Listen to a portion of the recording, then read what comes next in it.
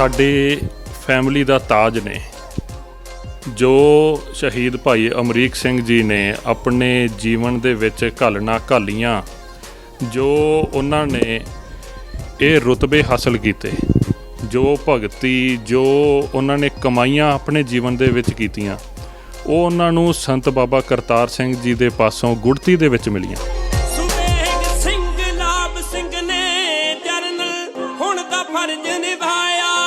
अमरीक सिंह ठारा सिंह ने मत्था दिल्ली दे नाल लाया। अमरीक सिंह ठारा सिंह ने मत्था दिल्ली दे नाल लाया। सूरे पिंडरा वालियां दे, सूरे पिंडरा वालियां दे बन के बंब टैंक सी पलने। कई धन्य मामा ने जिन्हां ने पुੱਤ सूर में जन्मे। जून 84 चेते करते हैं तो सानू वो जिहड़े साडे जख्म ने हर साल साडे अल्ले ने, वो सानू हर वार दुखी करते हैं। तो असी चाहते भी तुसी उस वेले उस भाना जिहड़ा वापरिया तुसी उसदे चश्मदीद हो, तो आप जी का परिवार उस विच शामिल सी। सो शहीद भाई अमरीक सिंह जी भी उस वेले उस संघर्ष का एक बहुत वड्डा हिस्सा रहे हैं। संत जरनैल सिंह जी खालसा भिंडरां वालियां दे नाल। ਜ਼ਖਮ ਸਾਡੇ ਅਜੇ ਵੀ ਅੱਲੇ ਹੀ ਆ ਜੀ। ਉਹ ਜਦੋਂ ਕੋਈ ਛੇੜਦਾ ਹੈ ਫਿਰ ਹੁੰਦਾ ਵੀ ਕਿਹੜੇ ਪਾਸਿਓਂ ਲੱਗੀਏ, ਕਿਹੜੀ ਕਿਹੜੀ ਗੱਲ ਦੱਸੀਏ ਤੁਹਾਨੂੰ। ਜਿਹੜਾ ਦਿਨ ਹੈ ਗੁਰੂ ਅਰਜਨ ਪਾਤਸ਼ਾਹ ਦੇ ਸ਼ਹੀਦੀ ਪੁਰਬ ਦਾ ਸੀ, ਬੜੀ ਸੰਗਤ ਇਕੱਠੀ ਹੋਈ ਸੀ। ਉਹ ਦਿਨ ਇਹਨਾਂ ਨੇ ਚੁਗਿਆ। ਸ੍ਰੀ ਗੁਰੂ ਗ੍ਰੰਥ ਸਾਹਿਬ ਜੀ ਦੇ ਹੁਕਮਨਾਮਾ 4 ਵਜੇ ਅੰਮ੍ਰਿਤ ਵੇਲੇ ਜਦੋਂ ਸ਼ਾਂਤੀ ਦਾ ਮਾਹੌਲ ਸੀ, ਹੁਕਮਨਾਮਾ ਸ਼ੁਰੂ ਹੋਇਆ। ਰਾਗੀ ਸਿੰਘ ਫਤਿਹ ਵਜਾ ਕੇ ਬਾਹਰ ਨਿਕਲੇ, ਇਹਨਾਂ ਨੇ ਪਹਿਲਾ ਗਰਨੇਡ ਸੁੱਟਿਆ। ਉਦੋਂ अपनी धौन उपर इस तरह हथ फेर के आख्या कि मेरा धौन कट्टी जा सकती है, सिर धड़ नालों वख हो सकता, पर मैं छाती दे वाल कटवा के अपनी सर्जरी अपने ऑपरेशन नहीं करवाना। तो जो उन्होंने नारा सारी सिख कौम नूं दिता, मेरा सिर जावे तो जावे, मेरा सिक्खी सदके ना जावे, वो अपने दे उपर निभा के दिखाया। वो सेवादार मेरे सामने ਉਹ ਝਾੜੂ ਇਕੱਠੇ ਕਰਕੇ ਇੰਜ ਕਰਕੇ ਚੁੱਕ ਕੇ ਤੇ ਉਹ ਬਰਾਂਡੇ ਨੂੰ ਲਈ ਜਾਣ ਡਿਆ ਸੀ ਵੀ ਮੈਂ ਝਾੜੂ ਜਿਹੜੇ ਸੰਭਾਲ ਦੇਵਾਂ। ਉਦੋਂ ਉਹਦੇ ਤੇ ਗੋਲੀ ਵੱਜੀ, ਉਹ ਝਾੜੂ ਵੀ ਉੱਥੇ ਖਿਲਰ ਗਏ ਤੇ ਉਹ ਵੀ ਉੱਥੇ ਡਿੱਗ ਪਿਆ। ਇਹ ਤੁਹਾਡੀ ਅੱਖਾਂ ਦੇ ਸਾਹਮਣੇ ਉਹ ਮੇਰੀਆਂ ਅੱਖਾਂ ਅੱਗੇ ਅਜੇ ਵੀ ਕਈ ਵਾਰੀ ਆਉਂਦਾ, ਤੁਹਾਡਾ ਬੇੜਾ ਤਰ ਜੇ ਤੁਹਾਡਾ। ਜੇ ਆਪਾਂ ਗਿਣਤੀਆਂ ਦੇ ਵਿੱਚ ਪੈ ਜਾਈਏ ਤਾਂ ਗਿਣਤੀਆਂ ਜਿਹੜੀਆਂ ਨੇ ਸ਼ੇਰਾਂ ਦੀਆਂ ਹਮੇਸ਼ਾ ਹੀ ਜੰਗਲਾਂ ਦੇ ਵਿੱਚ ਘੱਟ ਹੋਇਆ ਕਰਦੀਆਂ। ਤੇ ਹਨੇਰਾ ਘੁੱਪ, ਕੋਈ ਪਤਾ ਨਹੀਂ ਸੀ ਵੀ ਸਾਡੇ ਵਿੱਚ ਵੀ ਕੋਈ ਲਾਸ਼ ਡਿੱਗੀ, ਉੱਤੇ ਉੱਤੋਂ ਨਹੀਂ ਚੱਲਣਾ, ਕੀ ਕਰਨਾ ਕੀ ਨਹੀਂ। ਇਹਨਾਂ ਤਾਂ ਆਪਦੇ ਜ਼ੋਰਾਂ 'ਚ ਮੋਰਚੇ ਸੰਭਾਲੇ ਸੀ ਜੀ। ਨਾ ਇਹ ਸਾਡੀ ਵੇਟ ਕਰਦੇ ਸੀ, ਨਾ ਸਾਨੂੰ ਉਹਨਾਂ ਨੇ ਮਿਲਣਾ ਹੀ ਸੀ, ਨਾ ਹੀ ਸਾਡੇ ਕੋਲ ਸੀ ਵੀ ਅਸੀਂ ਕਿੱਥੇ ਉਹਨਾਂ ਨੂੰ ਲੱਭਦੇ ਹਾਂ। ਅੰਤਮ ਜਿਹੜੀ ਤੁਹਾਡੀ ਉਹਨਾਂ ਦੇ ਨਾਲ ਲਾਸਟ ਮੀਟਿੰਗ ਹੋਈ ਵੇ, ਜਦੋਂ ਤੁਸੀਂ ਉਹਨਾਂ ਨੂੰ ਅੰਤਮ ਜਿਹੜੀ ਮੁਲਾਕਾਤ ਹੋਵੇ, ਉਹਨਾਂ ਦੇ ਕੀ ਬਚਨ ਸਨ? ਕਹਿੰਦੇ ਵੀ ਜਿਹੜੇ ਟਾਈਮ ਨੂੰ ਅਸੀਂ ਉਡੀਕਦੇ ਸਾਂ ਉਹ ਟਾਈਮ ਆ ਗਿਆ ਤੇ ਸਪਸ਼ਟ ਆ ਵੀ ਅਸੀਂ ਤਾਂ ਸ਼ਹੀਦ ਹੋ ਜਾਣਾ। ਉਹਨਾਂ ਸੂਰਬੀਰਾਂ ਨੇ ਆਪਣਾ ਖੂਨ ਡੋਲਿਆ, ਉਹ ਹੱਕ ਅਜੇ ਤੱਕ ਉਸੇ ਤਰ੍ਹਾਂ ਨੇ। ਅੱਜ ਬੇਸ਼ੱਕ ਆਪਾਂ ਕਿਸਾਨ ਮੋਰਚੇ ਦੀ ਗੱਲ ਕਰ ਲਈਏ, ਇਹ ਇੱਕ ਬਹੁਤ ਵੱਡੀ ਮੰਗ ਸੀ ਉਸ ਸਮੇਂ ਦੇ ਵਿੱਚ ਅਨੰਦਪੁਰ ਸਾਹਿਬ ਦੇ ਮਤੇ ਦੇ ਵਿੱਚ।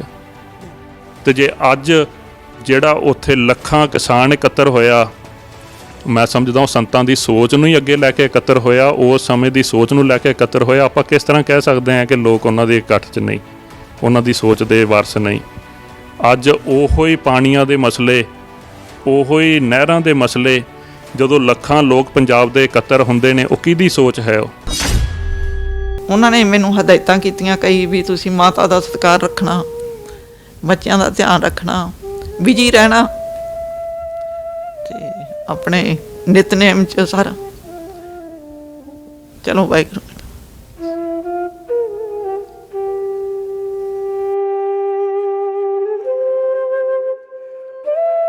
4 ਤਰੀਕ ਦਾ ਸਾਰਾ ਦਿਨ ਉੱਥੇ ਬਿਤਾਇਆ, 3 ਤਰੀਕ ਦਾ ਵੀ ਹਿਸਾਬ ਨਾਲ ਉੱਥੇ ਬਿਤਾਇਆ ਤੇ 4 ਤਰੀਕ ਦਾ ਜਦੋਂ 5 ਦੀ ਤੜਕਸਾਰ ਅਸੀਂ ਉੱਥੋਂ ਬਾਹਰ ਆ ਗਏ।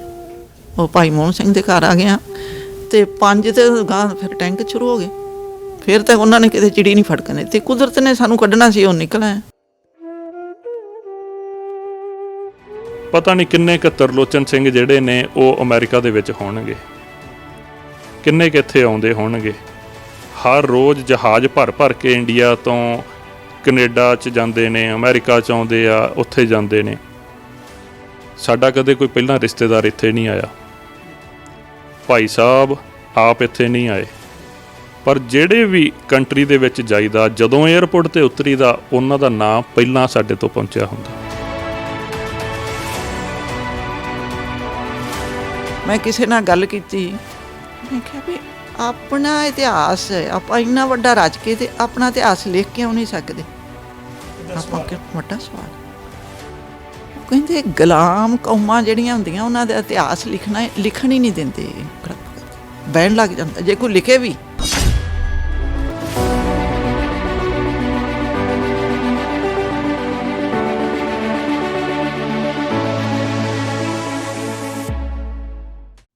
ਤੁਸੀਂ ਦੇਖ ਰਹੇ ਹੋ ਪੰਜਾਬੀ ਲੋਕ ਚੈਨਲ। ਮੈਂ ਹਰਪਾਲ ਸਿੰਘ ਸੁਨਾਮ। ਜਦੋਂ ਅਸੀਂ ਜੂਨ 84 ਨੂੰ ਯਾਦ ਕਰਦੇ ਹਾਂ ਤਾਂ ਹਰ ਸਾਲ ਜਦੋਂ ਵੀ ਜੂਨ ਮਹੀਨਾ ਆਉਂਦਾ ਹੈ, ਜੋ ਭਾਣਾ ਵਾਪਰਿਆ ਸੀ, ਸ਼੍ਰੀ ਦਰਬਾਰ ਸਾਹਿਬ ਦੇ ਉੱਤੇ ਹਮਲਾ ਹੁੰਦਾ ਹੈ, ਸਰਕਾਰੀ ਨਾਮ ਉਸ ਨੂੰ ਬਲੂ ਸਟਾਰ, ਸਾਕਾ, ਨੀਲਾ ਤਾਰਾ ਕਿਹਾ ਜਾਂਦਾ ਹੈ, ਪਰ ਸਾਡੇ ਲਈ ਉਹ ਤੀਜਾ ਘੱਲੂਘਾਰਾ। ਉਸ ਦੀ ਬਾਬਤ ਜਦੋਂ ਗੱਲ ਉੱਠਦੀ ਹੈ ਤੇ ਹਰ ਸਾਲ ਜੂਨ ਮਹੀਨੇ ਖਾਸ ਕਰਕੇ ਉਹਨਾਂ ਗਾਥਾਵਾਂ ਨੂੰ ਚੇਤੇ ਕੀਤੇ ਜਾਂਦਾ। ਅਤੇ ਚੈਨਲ ਵਾਲੇ ਭਰਾ ਵੀ ਸਾਡੇ, ਜਾਂ ਤਾਂ ਸਮਝ ਲਓ ਸਾਡਾ ਇਹ ਮਤਲਬ ਲਾ ਲਓ, ਜਾਂ ਫਿਰ ਸਾਨੂੰ ਇਹ ਦਰਦ, ਉਸੇ ਦਰਦ ਦੇ ਅਧੀਨ ਅੱਜ ਅਸੀਂ ਪੰਥ ਦੀ ਮਾਨਾਜ ਹਸਤੀ ਸੰਤ ਕਰਤਾਰ ਸਿੰਘ ਜੀ ਖਾਲਸਾ ਭਿੰਡਰਾਂ ਵਾਲੇ, ਉਹਨਾਂ ਦੇ ਸਪੁੱਤਰ ਸ਼ਹੀਦ ਭਾਈ ਅਮਰੀਕ ਸਿੰਘ ਜੀ ਖਾਲਸਾ ਦੇ ਪਰਿਵਾਰ ਦੇ ਨਾਲ ਅੱਜ ਅਸੀਂ ਇੱਥੇ ਉਚੇਚੇ ਤੌਰ 'ਤੇ ਕੈਲੀਫੋਰਨੀਆ ਵਿਖੇ ਉਹਨਾਂ ਦੇ ਨਾਲ ਉਸ ਸਮੇਂ ਦੇ ਜੋ ਚਸ਼ਮਦੀਦ ਗਾਥਾਵਾਂ ਨੇ ਉਹ ਸਰਵਣ ਕਰਨ ਲਈ ਪੰਜਾਬੀ ਲੋਕ ਚੈਨਲ ਦੇ ਨਾਲ ਰੂਬਰੂ ਕਰਵਾਉਣ ਲਈ ਅਸੀਂ ਇੱਥੇ ਪਹੁੰਚੇ ਹਾਂ। ਗੱਲਬਾਤ ਕਰਦੇ ਹਾਂ। ਮੇਰੀ ਮੁਰਾਦ ਹੈ ਜੀ ਬੀਬੀ ਹਰਮੀਤ ਕੌਰ ਜੀ, ਜੋ ਕਿ ਸ਼ਹੀਦ ਭਾਈ ਅਮਰੀਕ ਸਿੰਘ ਜੀ ਦੇ ਸੁਪਤਨੀ, ਅਤੇ ਨਾਲ ਹੀ ਉਹਨਾਂ ਦੇ ਸਪੁੱਤਰ ਭਾਈ ਤਰਲੋਚਨ ਸਿੰਘ ਜੀ, ਉਹ ਵੀ ਸਾਡੇ ਨਾਲ ਨੇ। ਆਪਾਂ ਗੱਲਬਾਤ ਕਰਦੇ ਹਾਂ। ਹਾਂਜੀ, ਸਭ ਤੋਂ ਪਹਿਲੇ ਪੰਜਾਬੀ ਲੋਕ ਚੈਨਲ ਵਿੱਚ ਆਪ ਜੀ ਦਾ ਸਵਾਗਤ ਹੈ ਜੀ। ਵਾਹਿਗੁਰੂ ਜੀ ਕਾ ਖਾਲਸਾ, ਵਾਹਿਗੁਰੂ ਜੀ ਕੀ ਫਤਿਹ। ਜਦੋਂ ਅਸੀਂ ਜੂਨ 84 ਚੇਤੇ ਕਰਦੇ ਹਾਂ ਅਤੇ ਸਾਨੂੰ ਉਹ ਜਿਹੜੇ ਸਾਡੇ ਜ਼ਖਮ ਨੇ, ਹਰ ਸਾਲ ਸਾਡੇ ਅੱਲੇ ਨੇ, ਉਹ ਸਾਨੂੰ ਹਰ ਵਾਰ ਦੁਖੀ ਕਰਦੇ ਆ। ਅਤੇ ਅਸੀਂ ਚਾਹੁੰਦੇ ਵੀ ਤੁਸੀਂ ਉਸ ਵੇਲੇ ਉਸ ਭਾਣਾ ਜਿਹੜਾ ਵਾਪਰਿਆ, ਤੁਸੀਂ ਉਹਦੇ ਚਸ਼ਮਦੀਦ ਹੋ, ਤਾਂ ਆਪ ਜੀ ਦਾ ਪਰਿਵਾਰ ਉਸ ਵਿੱਚ ਸ਼ਾਮਲ ਸੀ। ਸੋ ਸ਼ਹੀਦ ਭਾਈ ਅਮਰੀਕ ਸਿੰਘ ਜੀ ਵੀ ਉਸ ਵੇਲੇ ਉਸ ਸੰਘਰਸ਼ ਦਾ ਇੱਕ ਬਹੁਤ ਵੱਡਾ ਹਿੱਸਾ ਰਹੇ ਆ, ਸੰਤ ਜਰਨੈਲ ਸਿੰਘ ਜੀ ਖਾਲਸਾ ਭਿੰਡਰਾਂ ਵਾਲਿਆਂ ਦੇ ਨਾਲ। ਕੀ ਕਹੋਗੇ ਤੁਸੀਂ ਉਸ ਵੇਲੇ ਦੀ, ਜਦੋਂ ਇਹ ਗੱਲ ਉੱਠਦੀ ਹੈ, ਕੀ ਭਾਵਨਾ ਬਣਦੀ ਹੈ ਉਸ ਵੇਲੇ ਤੁਹਾਡੇ ਮਨ ਦੇ ਅੰਦਰ? ਜੋ ਉਦੋਂ ਭਾਣਾ ਵਾਪਰਿਆ ਉਹ ਨਾ ਸਹਿਣਯੋਗ ਜ਼ਖਮ ਸਾਡੇ ਅਜੇ ਵੀ ਅੱਲੇ ਹੀ ਹੈ ਜੀ। ਉਹ ਜਦੋਂ ਕੋਈ ਛੇੜਦਾ ਹੈ ਫਿਰ ਹੁੰਦਾ ਵੀ ਕਿਹੜੇ ਪਾਸਿਓਂ ਲੱਗੀਏ, ਕਿਹੜੀ ਗੱਲ ਦੱਸੀਏ ਤੁਹਾਨੂੰ ਵੀ ਸਾਡੇ ਨਾਲ ਕੀ ਵਾਪਰਿਆ। ਅਤੇ ਘਿਨਾਉਣੀਆਂ ਹਰਕਤਾਂ 'ਤੇ ਸਾਡੀ ਇੰਡੀਆ ਸਰਕਾਰ ਉਤਰੀ, ਜਿਨ੍ਹਾਂ ਨੇ ਇਹ ਨਹੀਂ ਸੋਚਿਆ ਵੀ ਅੱਜ ਜਿਹੜਾ ਦਿਨ ਹੈ ਗੁਰੂ ਅਰਜਨ ਪਾਤਸ਼ਾਹ ਦੇ ਸ਼ਹੀਦੀ ਪੁਰਬ ਦਾ ਸੀ, ਬੜੀ ਸੰਗਤ ਇਕੱਠੀ ਹੋਈ ਸੀ, ਉਹ ਦਿਨ ਇਹਨਾਂ ਨੇ ਚੁਗਿਆ, ਜਦੋਂ ਕਿ ਆਮ ਸੰਗਤਾਂ ਨੂੰ ਇਹ ਪਤਾ ਵੀ ਨਹੀਂ ਸੀ ਵੀ ਉੱਥੇ ਕੀ ਕੁਛ ਹੋਣਾ ਹੈ ਜਾਂ ਸਾਡੇ ਲਈ ਕੀ ਤਿਆਰੀ ਹੋਣ ਲੱਗੀ ਹੈ। ਅਤੇ ਟਾਈਮ ਉਹ ਚੁਗਿਆ ਸ੍ਰੀ ਗੁਰੂ ਗ੍ਰੰਥ ਸਾਹਿਬ ਜੀ ਦੇ ਹੁਕਮਨਾਮਾ 4 ਵਜੇ ਅੰਮ੍ਰਿਤ ਵੇਲੇ, ਜਦੋਂ ਸ਼ਾਂਤੀ ਦਾ ਮਾਹੌਲ ਸੀ, ਹੁਕਮਨਾਮਾ ਸ਼ੁਰੂ ਹੋਇਆ, ਰਾਗੀ ਸਿੰਘ ਫਤਿਹ ਵਜਾ ਕੇ ਬਾਹਰ ਨਿਕਲੇ, ਇਹਨਾਂ ਨੇ ਪਹਿਲਾ ਗਰਨੇਡ ਸੁੱਟਿਆ। ਉਦੋਂ ਇਹ ਅੱਖਾਂ, ਇਹ ਸਰੀਰ ਉਦੋਂ ਉੱਥੇ ਸ਼ਾਮਲ ਸੀ ਪਰਿਕਰਮਾ ਦੇ ਵਿੱਚ। ਜਦੋਂ ਗਰਨੇਡ ਡਿੱਗਾ, ਗੋਲਾ ਵੱਜਣਾ ਕਿਤੇ ਸੌਖੀ ਗੱਲ। ਪਰਿਕਰਮਾ ਦੇ ਵਿੱਚ ਅੰਦਰੋਂ ਰਾਗੀ ਸਿੰਘ ਆਸਾ ਦੀ ਵਾਰ ਦਾ ਗਾਇਨ ਕਰਕੇ ਨਿਕਲੇ ਸੀ, ਉੱਥੇ ਹੀ ਸਮਾਪਤ ਹੋ ਗਏ ਪਰਿਕਰਮਾ ਦੇ ਵਿੱਚ। ਫਿਰ ਇਹਨਾਂ ਨੇ ਸਾਹ ਹੀ ਨਹੀਂ ਲਿਆ ਜੀ। ਚੱਲ ਵੀ ਚੱਲ, ਜਿੰਨੀਆਂ ਸੰਗਤਾਂ ਜਿਹੜੀਆਂ ਭੱਜ ਭੁੱਜ ਕੇ ਕੋਈ ਆਸੇ ਪਾਸੇ ਹੋਈਆਂ, ਦੂਜੀਆਂ ਨੂੰ ਤਾਂ ਪਹਿਲੇ ਪੂਰ 'ਚ ਹੀ ਲੈ ਗਏ। ਇਹ ਮੇਰੀਆਂ ਤੁਹਾਨੂੰ ਅੱਖਾਂ ਜਿਹੜੀਆਂ ਉਦੋਂ ਦਾ ਇਹ ਦੱਸਦੇ। ਜਦੋਂ ਅਸੀਂ ਹਰ ਸਾਲ ਇਸ ਮਹੀਨੇ ਨੂੰ ਯਾਦ ਕਰਦੇ ਹਾਂ, ਵੈਸੇ ਹਰ ਦਿਨ ਸਾਡੇ ਲਈ ਇਹ ਚੇਤੇ ਭੁੱਲਣ ਯੋਗ ਨਹੀਂ ਹੈ, ਪਰ ਸਰਕਾਰਾਂ ਸਾਨੂੰ ਹਰ ਸਾਲ ਇਹੀ ਗੱਲ ਦੁਹਰਾਉਂਦੀਆਂ ਨੇ ਵੀ ਹੁਣ ਭੁੱਲ ਜਾਣਾ ਚਾਹੀਦਾ। ਇਹ ਸਾਨੂੰ ਜੇ ਅਗਾਂਹ ਵਧਣਾ ਚਾਹੀਦਾ, ਅੱਗੇ ਵਧਣਾ ਚਾਹੀਦਾ, ਉਹ ਇਹਨੂੰ ਚੇਤੇ ਨਾ ਕਰੋ। ਪਰ ਜਿਹੜੇ ਉਹਨਾਂ ਦੇ ਨਾਲ ਵਾਪਰੇ ਹੋਏ ਵਾਕੇ ਨੇ ਸਦੀਆਂ ਪੁਰਾਣੇ, ਉਹ ਉਹਨਾਂ ਨੂੰ ਚੇਤੇ ਨੇ, ਅਤੇ ਸਾਨੂੰ ਕੁਝ ਕੁ ਸਾਲ ਪੁਰਾਣੇ ਜਿਹੜੇ ਸਾਡੇ ਨਾਲ ਵਾਪਰੇ ਹੋਏ ਸਾਕੇ ਨੇ, ਉਹਨਾਂ ਨੂੰ ਕਹਿੰਦੇ ਤੁਸੀਂ ਭੁੱਲ ਜਾਓ। ਤੁਸੀਂ ਕੀ ਸੋਚਦੇ ਹੋ ਇਸ ਦੀ ਬਾਬਤ? ਮੈਂ ਇਹ ਦੱਸੂੰਗੀ ਤੁਹਾਨੂੰ ਵੀ ਇੱਕ ਜਨਰਲ ਬਰਾੜ ਜਿਹਨੇ ਹਮਲਾ ਕਰਵਾਇਆ ਸੀ, ਜਦੋਂ ਉਹਦੇ ਨਾਲ ਕੁਛ ਇਹੋ ਜਿਹਾ ਵਾਪਰਿਆ ਤੇ ਉਹਨੇ ਇੱਕ ਉਸ 'ਤੇ ਕਿਤਾਬ ਲਿਖ ਦਿੱਤੀ ਵੀ ਮੈਂ ਇਹਨਾਂ ਇੰਡੀਆ ਸਰਕਾਰ ਵੱਲੋਂ ਲੜਿਆ ਜਾ ਕੇ, ਅਤੇ ਮੇਰੇ ਨਾਲ ਇਹਨਾਂ ਦਾ ਜਿਹੜਾ ਬਿਹੇਵ ਹੈ ਚੰਗਾ ਨਹੀਂ, ਅਤੇ ਮੈਂ ਸੱਚ ਲਿਖੂੰਗਾ। ਅਤੇ ਉਹ ਜਦੋਂ ਜਬ ਬਾਣ ਲੱਗ ਗਿਓ ਤਬ ਰੋਸ ਜਾਗਿਓ ਜੀ। ਅਤੇ ਸਾਨੂੰ ਇਹ ਭੁੱਲ ਤਾਂ ਸਕਦੇ ਨਹੀਂ ਕਦੇ ਵੀ, ਹੈ ਨਾ। ਅਤੇ ਭਾਈ ਤਰਲੋਚਨ ਸਿੰਘ ਜੀ ਨਾਲ ਵੀ ਆਪਾਂ ਗੱਲ ਕਰਦੇ ਹਾਂ ਵੀ ਤੁਸੀਂ ਪਿਛਲੇ ਸਾਲ ਅਸੀਂ ਤੁਹਾਡੀ ਇੰਟਰਵਿਊ ਕੀਤੀ ਸੀ। ਤੁਸੀਂ ਸੰਤ ਕਰਨਦਾਸ ਸਿੰਘ ਜੀ ਖਾਲਸਾ ਭਿੰਡਰਾਂ ਵਾਲਿਆਂ ਦੀ ਜਦੋਂ ਵੀ ਕੋਈ ਗੱਲ ਹੁੰਦੀ ਹੈ ਸਭ ਤੋਂ ਪਹਿਲੇ ਉਹਨਾਂ ਦਾ ਨਾ ਕੋਈ ਗੱਲ ਕਰੋਗੇ ਜੀ ਪਲੀਜ਼? ਉਹ ਸਾਡੇ ਫੈਮਿਲੀ ਦਾ ਤਾਜ ਨੇ, ਜੋ ਸ਼ਹੀਦ ਭਾਈ ਅਮਰੀਕ ਸਿੰਘ ਜੀ ਨੇ ਆਪਣੇ ਜੀਵਨ ਦੇ ਵਿੱਚ ਘਾਲੀਆਂ, ਜੋ ਉਹਨਾਂ ਨੇ ਇਹ ਰੁਤਬੇ ਹਾਸਲ ਕੀਤੇ, ਜੋ ਭਗਤੀ, ਜੋ ਉਹਨਾਂ ਨੇ ਕਮਾਈਆਂ ਆਪਣੇ ਜੀਵਨ ਦੇ ਵਿੱਚ ਕੀਤੀਆਂ, ਉਹ ਉਹਨਾਂ ਨੂੰ ਸੰਤ ਬਾਬਾ ਕਰਤਾਰ ਸਿੰਘ ਜੀ ਦੇ ਪਾਸੋਂ ਗੁੜਤੀ ਦੇ ਵਿੱਚ ਮਿਲੀਆਂ। ਅਤੇ ਜਿਸ ਤਰ੍ਹਾਂ ਵਿਦਿਆਰਥੀ ਦੇ ਤੌਰ 'ਤੇ ਪੜ੍ਹਦੇ ਹਾਂ ਜਾਂ ਉਹਨਾਂ ਦੇ ਜੀਵਨ ਦੇ ਵਿੱਚ ਵਿਚਰਦੇ ਹਾਂ, ਉਸ ਸਮੇਂ ਸੰਤ ਕਰਤਾਰ ਸਿੰਘ ਖਾਲਸਾ ਜੀ ਨੂੰ ਜੋ ਉਹਨਾਂ ਨੇ ਆਪਣੇ ਅੱਖੀਂ ਦੇਖਿਆ, ਜਿਸ ਤਰ੍ਹਾਂ ਆਪਾਂ ਗੱਲ ਕਰਦੇ ਹਾਂ ਕਿ ਜੇ ਆਪਾਂ ਆਪਣੇ ਬੱਚਿਆਂ ਨੂੰ ਕੋਈ ਚੀਜ਼ ਸਿਖਾਉਣੀ ਚਾਹੁੰਦੇ ਹਾਂ ਤਾਂ ਪਹਿਲਾਂ ਆਪ ਰੋਲ ਮਾਡਲ ਬਣ ਕੇ ਦਿਖਾਈਏ ਉਹਨਾਂ ਨੂੰ।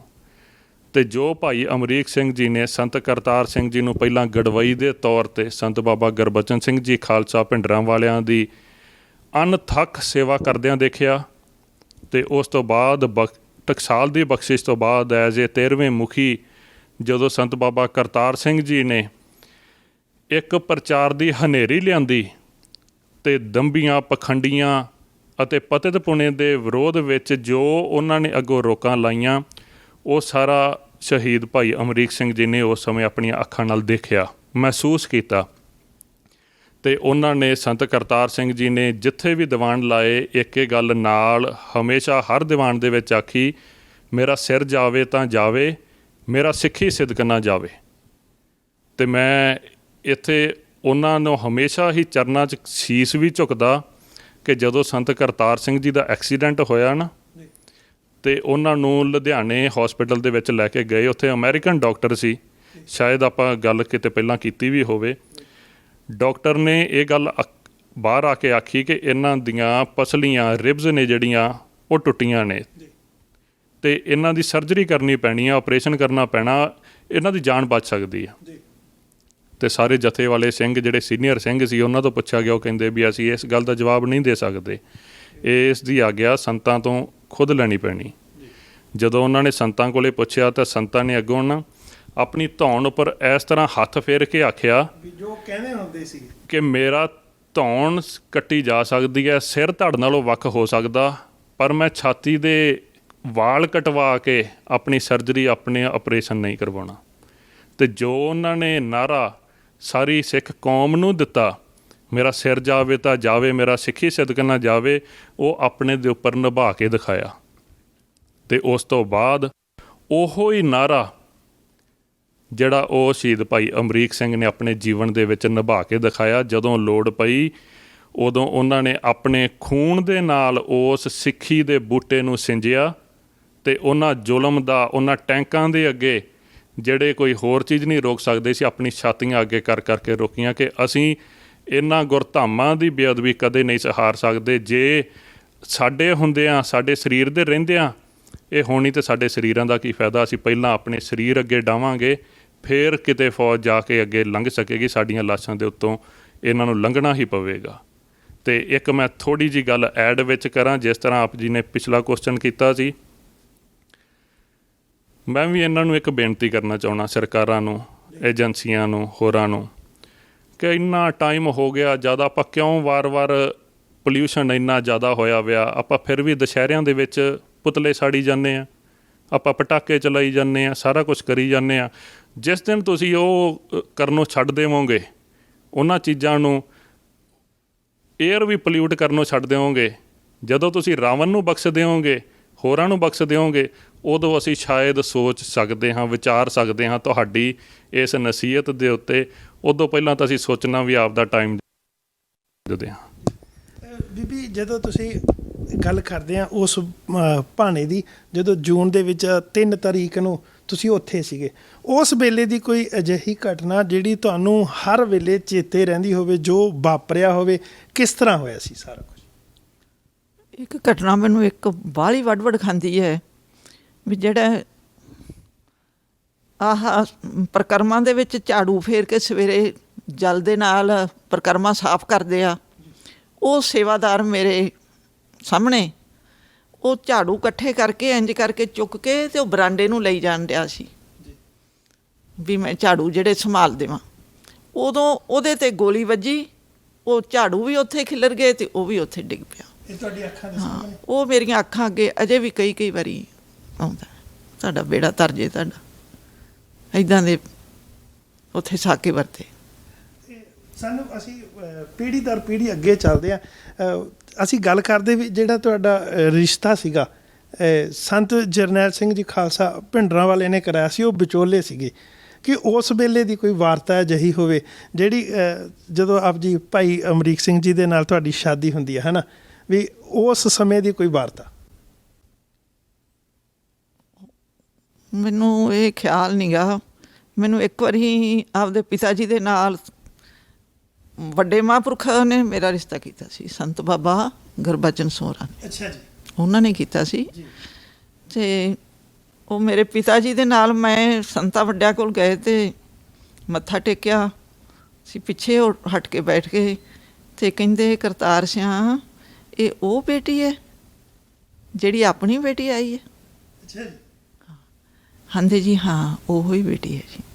ਉਹਨਾਂ ਨੇ ਆਪਦੀ ਜੇਬ ਦੇ ਵਿੱਚੋਂ 1 ਰੁਪਈਆ ਕੱਢ ਕੇ ਕਹਿੰਦੇ, ਲੈ ਆ ਉਹਨਾਂ ਨੂੰ ਦੇ ਦਿਓ।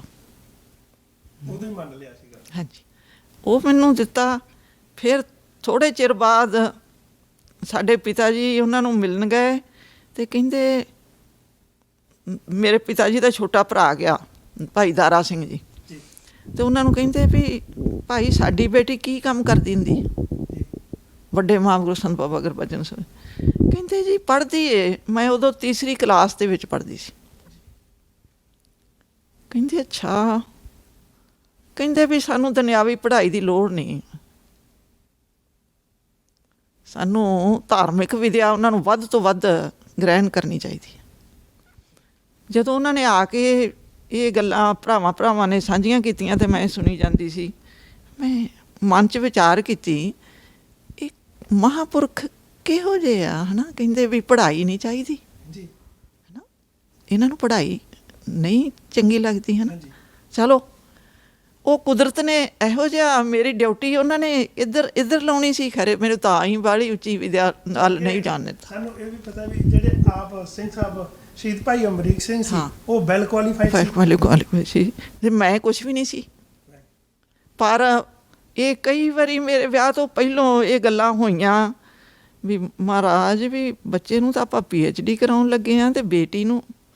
ਫਿਰ ਮਹਾਂਪੁਰਖਾਂ ਨੇ ਵੈਸੇ ਮੈਨੂੰ ਪੜ੍ਹਾਉਣ ਵਾਸਤੇ, ਕੀਰਤਨ ਸਿਖਾਉਣ ਵਾਸਤੇ 1.5 ਸਾਲ ਇੱਥੋਂ ਭੇਜਿਆ ਪਰਿਵਾਰ ਇੱਕ। ਹੋਰ ਪੜ੍ਹਾਈ ਦੂਜੀ ਕਰਾਈ ਮੈਨੂੰ, ਜਿਹੜੀ ਧਾਰਮਿਕ ਵਿਦਿਆ ਬਹੁਤ ਮਹਾਰਾਜ ਦੀ ਕਿਰਪਾ ਨਾਲ, ਹੈ ਨਾ, ਅਤੇ ਦੂਜੀ ਪੜ੍ਹਾਈ ਤੋਂ ਰੋਕਦੇ। ਪਰ ਜਦੋਂ ਇਹ ਗੱਲ ਆਈ, ਕਈਆਂ ਨੇ ਆਖਿਆ, ਮਹਾਰਾਜ ਵੀ ਇਹ ਜੋੜ ਪੂਰਾ ਨਹੀਂ ਰਲਦਾ ਜੀ। ਉਹਨਾਂ ਨੇ ਪੜ੍ਹਾਈ ਇੰਨੀ ਕੀਤੀ ਹੈ, ਬੇਟੀ ਦੀ ਪੜ੍ਹਾਈ ਘੱਟ ਹੈ। ਸਾਡੇ ਮਾਤਾ ਜੀ ਗੁਰਦੀਪ ਕੌਰ ਸੀ ਸਰਿਆਲੀ ਵਾਲੇ, ਉਹਨਾਂ ਨੂੰ ਅੱਗੇ ਲਾਇਆ ਇਹ ਗੱਲ ਆਖਣ ਵਾਸਤੇ। ਉਹ ਮਹਾਂਪੁਰਖ ਉੱਥੋਂ ਸ੍ਰੀ ਅੰਮ੍ਰਿਤਸਰ ਤੋਂ ਚੱਲਣ ਲੱਗੇ ਸੀ ਸਾਰਾ ਜੱਥਾ ਲੈ ਕੇ। ਉਹ ਕਹਿੰਦੀ, ਮਹਾਰਾਜ ਮੈਂ ਇੱਕ ਤੁਹਾਡੇ ਨਾਲ ਬੇਨਤੀ ਕਰਨੀ ਹੈ, ਗੱਲ ਕਰਨੀ ਹੈ। ਕਹਿੰਦੇ ਕਿ ਮਾਤਾ ਜੀ ਕਰੋ। ਕਹਿੰਦੇ ਇੰਝ ਆ ਵੀ ਬੇਟਾ ਆਪਣਾ ਜ਼ਿਆਦਾ ਪੜ੍ਹ ਗਿਆ ਹੈ ਅਤੇ ਬੇਟੀ ਘੱਟ ਪੜ੍ਹੀ। ਉਹਨਾਂ ਦੇ ਹੱਥ 'ਚ ਤੀਰ ਸੀ, ਉਹਨਾਂ ਨੇ ਇੰਝ ਕਰਕੇ ਤੀਰ ਥੱਲੇ ਮਾਰਿਆ ਅਤੇ ਫਰਸ਼ ਦੇ ਵਿੱਚ ਇੰਨਾ ਤੀਰ ਜਿਹੜਾ ਸੀ ਉਹਨੇ। ਕਹਿੰਦੇ ਮਾਤਾ ਜੀ ਤੁਸੀਂ ਝੋਲੀ ਕਰੋ, ਇਹ ਜੇ ਤੁਸੀਂ ਪਾਪ ਚੁੱਕ ਸਕਦੇ ਜੀ ਤਾਂ ਮੈਂ ਬਦਲ ਦਿੰਦਾ। ਅਤੇ ਉਹ ਮਾਤਾ ਜੀ ਕਹਿੰਦੀ ਮਹਾਰਾਜ ਮੈਂ ਇਹ ਕੰਮ ਨਹੀਂ ਕਰ ਸਕਦੀ। ਐਗਜ਼ਾਮਪਲ ਸੈੱਟ ਕਰ ਜੀ, ਮੈਂ ਇਹ ਕੰਮ ਨਹੀਂ ਕਰ ਸਕਦੀ, ਇਹ ਤਾਂ ਤੁਸੀਂ ਜਾਣੋ, ਮੈਨੂੰ ਮਾफ़ ਕਰ ਦਿਓ। ਕਹਿੰਦੇ ਫਿਰ ਇਹਦੇ ਵਿੱਚ ਦਖਲਅੰਦਾਜ਼ੀ ਆਪਾਂ ਨਹੀਂ ਦੇ ਸਕਦੇ, ਜਿਹੜੇ ਤੁਰ ਗਾਓਂ ਮਹਾਰਾਜ ਨੇ ਭੇਜਿਆ ਹੈ ਉਹੀ ਰਹੂਗਾ ਇਹ 'ਚ।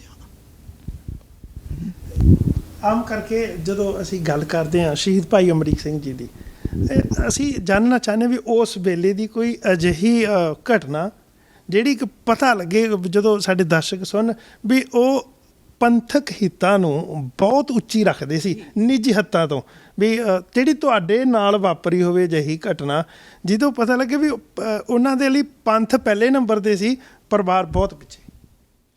ਉਹ ਤਾਂ ਮੈਂ ਤੁਹਾਨੂੰ ਦੱਸਾਂ ਜੀ, ਇੱਕ ਵਾਰੀ ਭਾਈ ਨਰਿੰਦਰ ਸਿੰਘ ਨੂੰ ਤੋਲਣਾ ਸੀ ਜੀ, ਅਤੇ ਉਹ ਸੰਤਾਂ ਨੇ ਕਿਤੇ ਐਲਾਨ ਕੀਤਾ ਅਤੇ ਵੀ ਇਹਨਾਂ ਨੂੰ ਉਹ ਗੋਲਡ ਇਕੱਠਾ ਕਰੋ ਅਤੇ ਇਹਨਾਂ ਨੂੰ ਉਹਦੇ ਨਾਲ ਤੋਲਣਾ ਜਿਹਨੇ ਗੁਰਬਚਨ ਸਿੰਘ ਨੂੰ, ਗੁਰਬਚਨੇ ਨੂੰ ਸੌਦਾ ਲਾਇਆ ਸੀ ਉਹਨੂੰ। ਅਤੇ ਉਹ ਅਸੀਂ ਕਮਰੇ ਦੇ ਵਿੱਚ ਪਰਿਵਾਰ ਬੈਠੇ ਸੀ ਅਤੇ ਉਹ ਇੱਕ ਬਿਸਕੁਟ ਸੋਨੇ ਦਾ ਲੈ ਕੇ ਆ ਗਿਆ। ਮੈਂ ਭਾਈ ਸਾਹਿਬ ਪਹਿਲੋਂ ਕਦੀ ਵੇਖਿਆ ਨਹੀਂ ਸੀ ਵੀ ਬਿਸਕੁਟ ਕਿਹੋ ਜਿਹਾ ਹੁੰਦਾ। ਉਹ ਜਦੋਂ ਹਰੇ ਜਿਹੇ ਕਾਗਜ਼ ਦੇ ਵਿੱਚ ਵਲੇਟਿਆ ਅਤੇ ਮੈਂ ਉਸੇ ਕਮਰੇ 'ਚ ਬੈਠੀ ਸੀ। ਮੈਂ ਆਖਿਆ ਵੀ ਚਲੋ ਇਹ ਫੜਾ ਕੇ ਚਲਾ ਜਾਊਗਾ ਅਤੇ ਮੈਂ ਵੇਖੂੰਗੀ ਵੀ ਬਿਸਕੁਟ ਕਿੱਦਾਂ ਦਾ ਹੈ, ਕੀ ਮੋਹਰਾਂ ਲੱਗੀਆਂ ਹੁੰਦੀਆਂ ਅਤੇ ਕਿੰਨਾ ਕੁ ਚਮਕ ਦਮਕ ਇਹਦੀ। ਮੈਂ ਇੱਕ ਪਾਸੇ ਜੇ ਗੁੱਟ 'ਤੇ ਥੋੜ੍ਹੀ ਵੇਟ ਕਰਨ ਵਾਸਤੇ ਵੀ ਇਹ ਜਾਊਗਾ ਅਤੇ ਬਾਅਦ ਦੇ ਵਿੱਚ।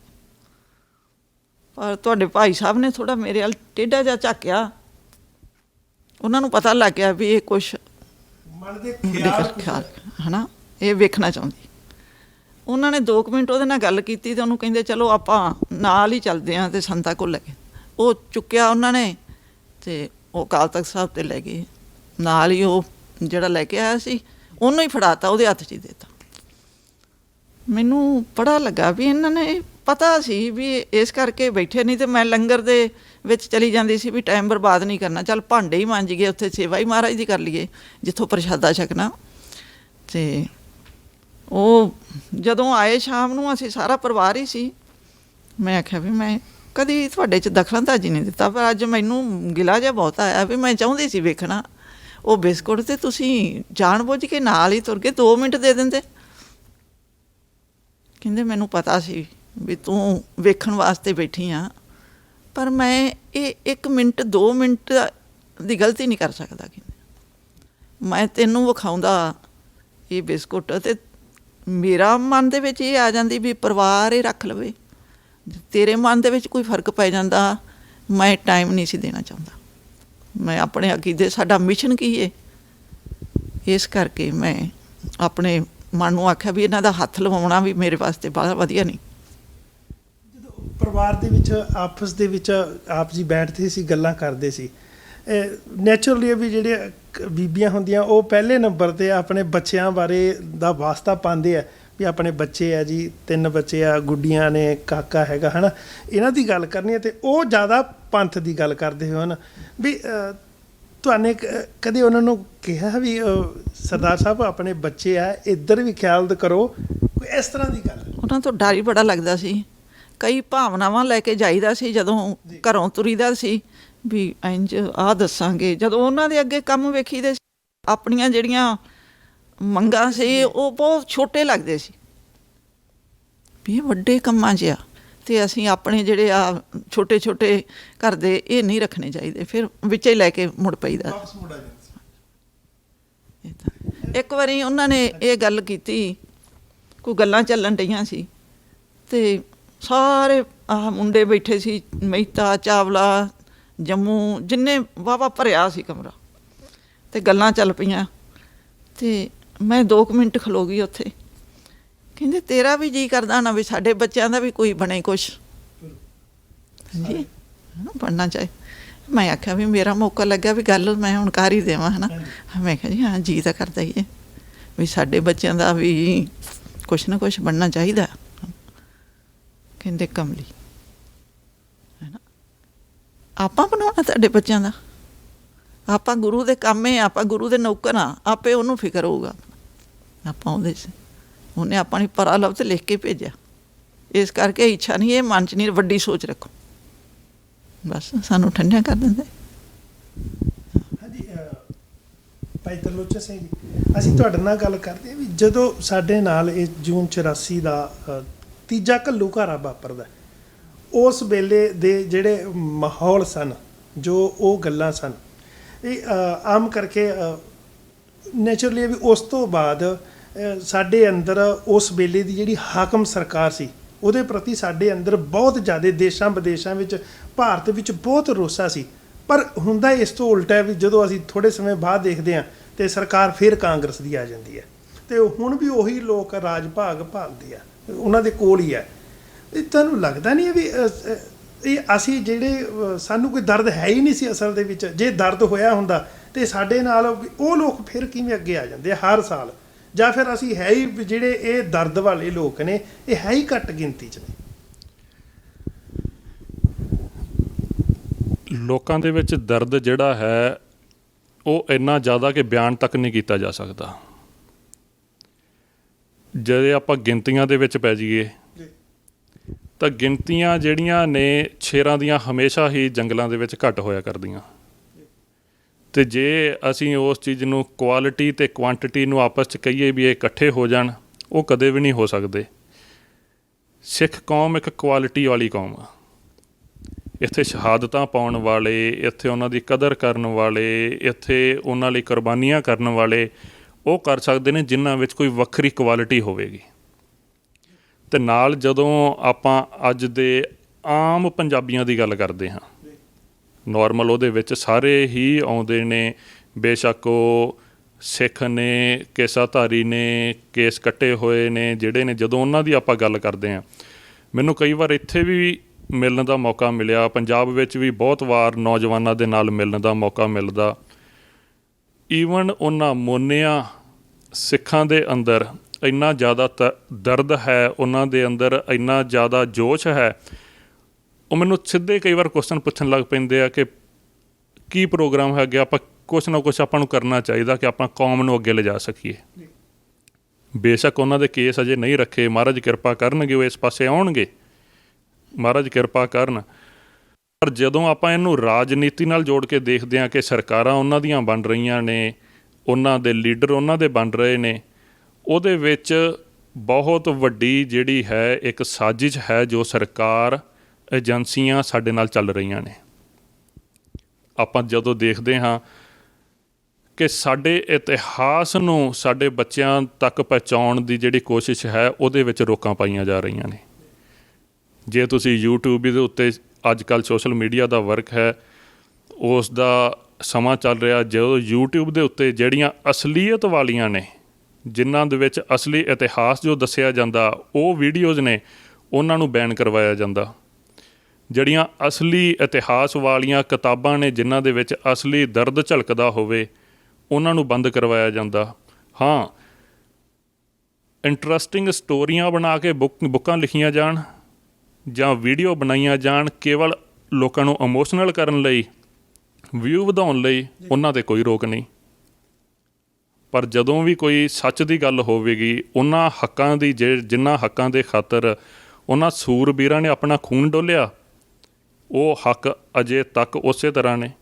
ਅੱਜ ਬੇਸ਼ੱਕ ਆਪਾਂ ਕਿਸਾਨ ਮੋਰਚੇ ਦੀ ਗੱਲ ਕਰ ਲਈਏ, ਇਹ ਇੱਕ ਬਹੁਤ ਵੱਡੀ ਮੰਗ ਸੀ ਉਸ ਸਮੇਂ ਦੇ ਵਿੱਚ ਅਨੰਦਪੁਰ ਸਾਹਿਬ ਦੇ ਮਤੇ ਦੇ ਵਿੱਚ। ਅਤੇ ਜੇ ਅੱਜ ਜਿਹੜਾ ਉੱਥੇ ਲੱਖਾਂ ਕਿਸਾਨ ਇਕੱਤਰ ਹੋਇਆ, ਮੈਂ ਸਮਝਦਾ ਉਹ ਸੰਤਾਂ ਦੀ ਸੋਚ ਨੂੰ ਹੀ ਅੱਗੇ ਲੈ ਕੇ ਇਕੱਤਰ ਹੋਇਆ, ਉਸ ਸਮੇਂ ਦੀ ਸੋਚ ਨੂੰ ਲੈ ਕੇ ਇਕੱਤਰ ਹੋਇਆ। ਆਪਾਂ ਕਿਸ ਤਰ੍ਹਾਂ ਕਹਿ ਸਕਦੇ ਹਾਂ ਕਿ ਲੋਕ ਉਹਨਾਂ ਦੇ ਇਕੱਠ 'ਚ ਨਹੀਂ, ਉਹਨਾਂ ਦੀ ਸੋਚ ਦੇ ਵਾਰਸ ਨਹੀਂ।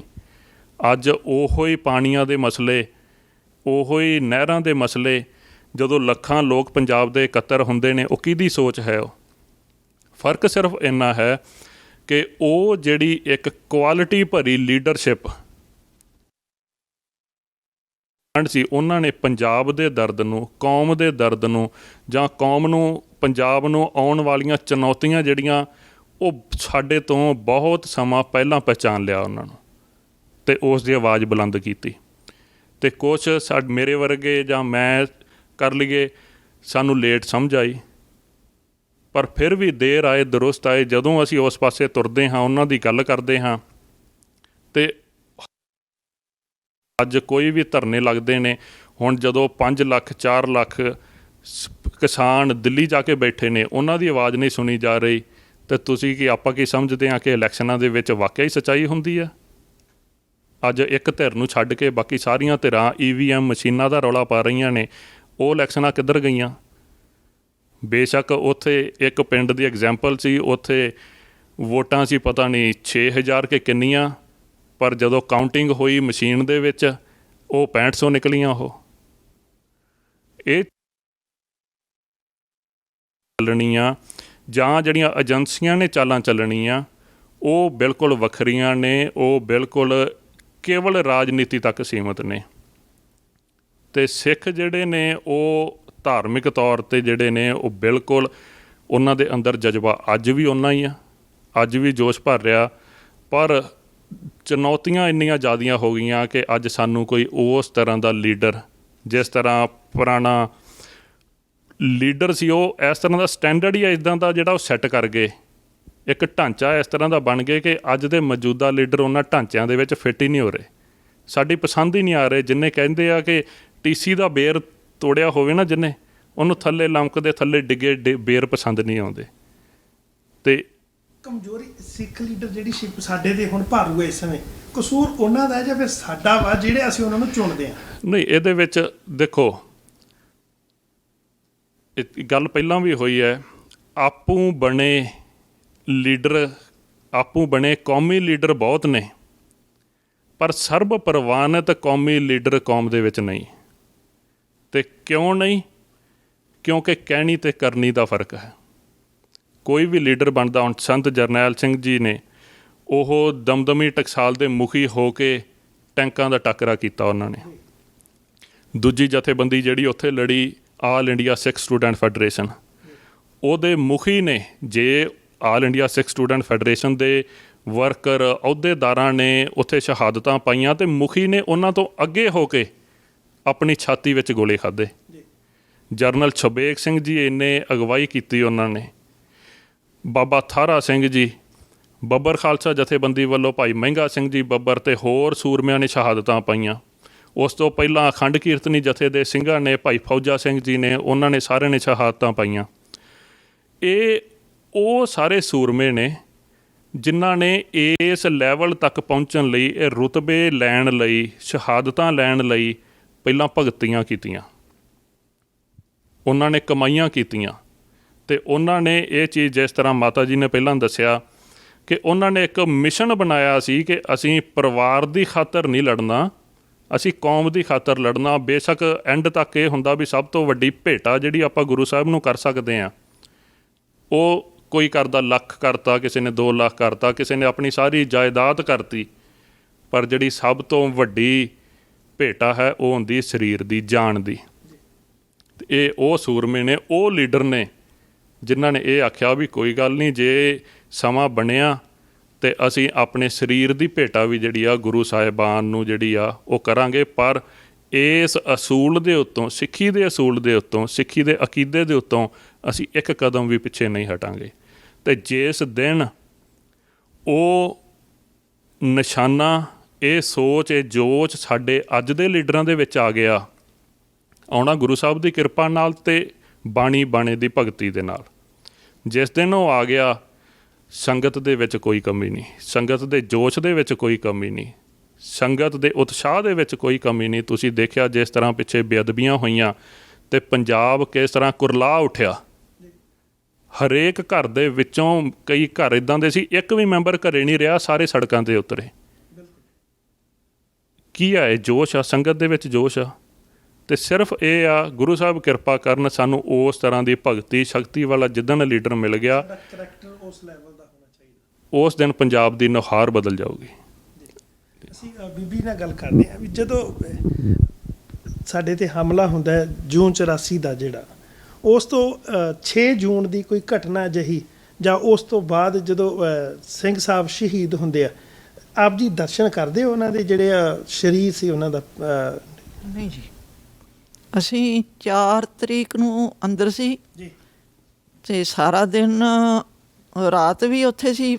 3 ਤਰੀਕ ਤੋਂ 4 ਤਰੀਕ ਦਾ ਸਾਰਾ ਦਿਨ, ਰਾਤ ਵੀ ਹਿਸਾਬ ਨਾਲ ਵੀ 3-4 ਵਜੇ ਅਸੀਂ ਉੱਥੋਂ ਫਿਰ ਬਾਹਰ ਕੰਪਲੈਕਸ 'ਚੋਂ ਹੋਏ ਹਾਂ। ਅਤੇ ਉਦੋਂ ਹਨੇਰਾ ਹੀ ਇੰਨਾ ਸੀ, ਗੁਬਾਰ ਹੀ ਇੰਨਾ ਸੀ, ਅਤੇ ਸਾਡੇ ਨਾਲ ਹੋਰ ਵੀ ਭੈਣਾਂ ਸੀ, ਵੀਰ ਸੀ ਸਾਡੇ, ਜਿਹੜੇ ਅਸੀਂ ਬਰਾਂਡਿਆਂ ਦੇ ਵਿੱਚ ਦੀ ਸਾਨੂੰ ਸੰਤਾਂ ਦਾ ਹੁਕਮ ਲੱਗਾ ਸੀ ਵੀ ਬੀਬੀਆਂ ਜਿਹੜੀਆਂ ਹੁਣ ਕੰਪਲੈਕਸ ਦੇ ਵਿੱਚ ਨਾ ਰਹਿਣ, ਕਿਉਂਕਿ ਜਿਹੜੀ ਫੌਜ ਹੈ ਅੰਦਰ ਆ ਸਕਦੀ। ਅਤੇ ਫਿਰ ਜਦੋਂ ਸਾਨੂੰ ਇਹ ਹੁਕਮ ਹੋਇਆ, ਫਿਰ ਸਾਨੂੰ ਬਾਹਰ ਨਿਕਲਣਾ ਪਿਆ। ਅਤੇ ਅਸੀਂ ਆਖਿਆ ਵੀ ਹੁਣ ਕਿੱਧਰ ਨੂੰ ਜਾਣਾ। ਫਿਰ ਕਈਆਂ ਸਿੰਘਾਂ ਨੂੰ ਪਤਾ ਸੀ ਵੀ ਬਰਾਂਡਿਆਂ ਦੇ ਵਿੱਚ ਦੀ ਕੋਈ ਬੂਹਾ ਹੈ ਅਤੇ ਉਹ ਸਿੰਘ ਸਾਹਿਬ ਦੇ ਘਰ ਨੂੰ ਜਾਂਦਾ ਹੈ, ਭਾਈ ਮੋਹਨ ਸਿੰਘ ਦੇ। ਉਹ ਬਰਾਂਡਿਆਂ ਦੇ ਵਿੱਚ ਚੱਲ ਕੇ ਅਸੀਂ ਜਦੋਂ ਅਕਾਲ ਤਖਤ ਸਾਹਿਬ ਦਾ ਵਿਹੜਾ ਲੰਘਣਾ ਸੀ, ਬੜੀ ਵੱਡੀ ਪ੍ਰੋਬਲਮ ਸੀ ਉੱਥੇ, ਤਾਂ ਜਿਵੇਂ ਗੜੇ ਵਰਦੇ ਪਏ, ਮੀਂਹ ਵਰਦਾ ਹੈ, ਇੱਦਾਂ ਦਾ ਪ੍ਰੋਗਰਾਮ ਸੀ। ਫਿਰ ਕਈਆਂ ਨੇ ਮੈਨੂੰ ਆਖਿਆ ਬੇਟੀ ਸਾਨੂੰ ਚੁਕਾ ਦਿਓ ਅਤੇ ਭੱਜਣਾ ਹੈ, ਤੁਸੀਂ ਭੱਜ ਕੇ ਨਿਕਲਣਾ। ਅਤੇ ਹਨੇਰਾ ਘੁੱਪ, ਕੋਈ ਪਤਾ ਨਹੀਂ ਸੀ ਵੀ ਸਾਡੇ ਵਿੱਚ ਵੀ ਕੋਈ ਲਾਸ਼ ਡਿੱਗੀ, ਉੱਤੋਂ ਨਹੀਂ ਚੱਲਣਾ, ਕੀ ਕਰਨਾ ਕੀ ਨਹੀਂ। ਹਨੇਰੇ ਦੇ ਵਿੱਚ ਪੈਰ ਰੱਖਣਾ ਵੀ, ਚਾਨਣ ਭੋਰਾ ਨਹੀਂ ਸੀ। ਫਿਰ ਅਸੀਂ ਚਲੋ, ਮੈਂ ਕਿਹਾ ਵੀ ਨਹੀਂ ਬੇਟੀ ਤਾਂ ਮੈਂ ਨਹੀਂ ਫੜਾਊਂਗੀ, ਵੀ ਪਤਾ ਨਹੀਂ ਵੀ ਅਸੀਂ ਇਹ ਪਾਰ ਕਰ ਸਕੀਏ। ਹਾਂ, ਛੋਟੀ ਬੇਟੀ ਸੀ ਮੇਰੇ ਕੋਲ, ਵੀ ਅਸੀਂ ਇਹ ਪਾਰ ਕਰਾਂਗੇ ਕਿ ਨਹੀਂ ਕਰਾਂਗੇ, ਮਹਾਰਾਜ ਨੂੰ ਪਤਾ। ਅਤੇ ਜੇ ਸਾਨੂੰ ਲੱਗੇ, ਦੋਵਾਂ ਨੂੰ ਲੱਗ ਜੇ, ਨਾ ਲੱਗੇ ਤਾਂ ਫਿਰ ਅਸੀਂ ਭੱਜ ਕੇ ਨਿਕਲੇ, ਪਰ ਅਸੀਂ ਪਾਰ ਹੋ ਗਏ। ਬਰਾਂਡਿਆਂ ਦੇ ਵਿੱਚ ਦੀ ਜਾ ਕੇ ਫਿਰ ਅਸੀਂ ਭਾਈ ਮੋਹਨ ਸਿੰਘ ਦੇ ਘਰ ਪਹੁੰਚ ਗਏ। ਉਹ ਸਿੰਘ ਸਾਹਿਬ ਸੀ ਉਦੋਂ ਜੀ। ਅਤੇ ਉਹਨਾਂ ਦੇ ਘਰ ਅਸੀਂ, ਅਤੇ ਇਹਨਾਂ ਤਾਂ ਆਪਦੇ ਜ਼ੋਰਾਂ 'ਚ ਮੋਰਚੇ ਸੰਭਾਲੇ ਸੀ ਜੀ। ਨਾ ਇਹ ਸਾਡੀ ਵੇਟ ਕਰਦੇ ਸੀ, ਨਾ ਸਾਨੂੰ ਉਹਨਾਂ ਨੇ ਮਿਲਣਾ ਹੀ ਸੀ, ਨਾ ਹੀ ਸਾਡੇ ਕੋਲ ਸੀ ਵੀ ਅਸੀਂ ਕਿੱਥੇ ਉਹਨਾਂ ਨੂੰ ਲੱਭਦੇ ਹਾਂ। ਟਾਈਮ ਕੋਈ ਅੰਤਮ ਜਿਹੜੀ ਤੁਹਾਡੀ ਉਹਨਾਂ ਦੇ ਨਾਲ ਲਾਸਟ ਮੀਟਿੰਗ ਹੋਈ ਵੇ, ਜਦੋਂ ਤੁਸੀਂ ਉਹਨਾਂ ਨੂੰ ਅੰਤਮ ਜਿਹੜੀ ਮੁਲਾਕਾਤ ਹੋਵੇ, ਉਹਨਾਂ ਦੇ ਕੀ ਬਚਨ ਸਨ? ਉਹਨਾਂ ਦੀ ਉਹ ਸਾਡੀ 1 ਤਰੀਕ ਨੂੰ ਹੋਈ ਹੈ। 1 ਤਰੀਕ ਨੂੰ ਸਾਡੇ ਮਾਤਾ ਜੀ, ਥੋੜ੍ਹਾ ਪਿੱਛੇ, ਸਾਡੇ ਮਾਤਾ ਜੀ ਵੀ, ਮੇਰੇ ਸੱਸ ਸਾਹਿਬ ਜੀ ਵੀ ਉੱਥੇ ਸੀ, ਮੇਰੀ ਵੱਡੀ ਬੇਟੀ ਵੀ ਉੱਥੇ ਸੀ, ਅਸੀਂ ਸਾਰਾ ਪਰਿਵਾਰ ਬੈਠੇ ਸੀ। ਅਤੇ ਉਹ ਕਹਿੰਦੇ ਵੀ ਕੁਛ ਮੈਂ ਪਰਿਵਾਰ ਨਾਲ ਅੱਜ ਟਾਈਮ ਗੱਲਾਂ ਬਾਤਾਂ ਕਰਨੀਆਂ। ਅਸੀਂ ਬਹਿ ਗਏ ਜੀ।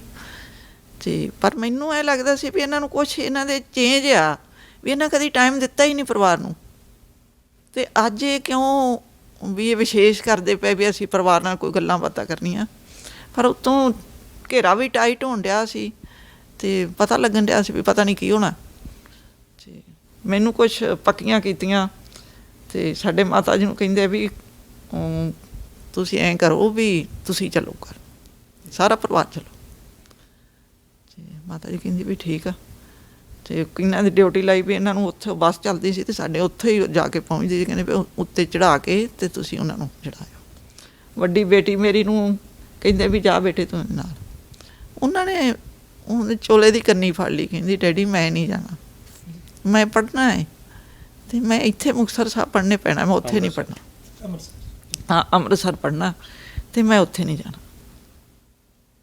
ਉਹ ਆਪਦੇ ਲਹਿਜੇ ਨਾਲ ਗੱਲ ਕਰਦੇ ਸੀ ਵੀ ਮੇਰਾ ਪਿਓ ਹੈ, ਮੈਂ ਉਹਦੇ ਨਾਲ ਗੱਲ ਕਰਾਂ, ਹੈ ਨਾ।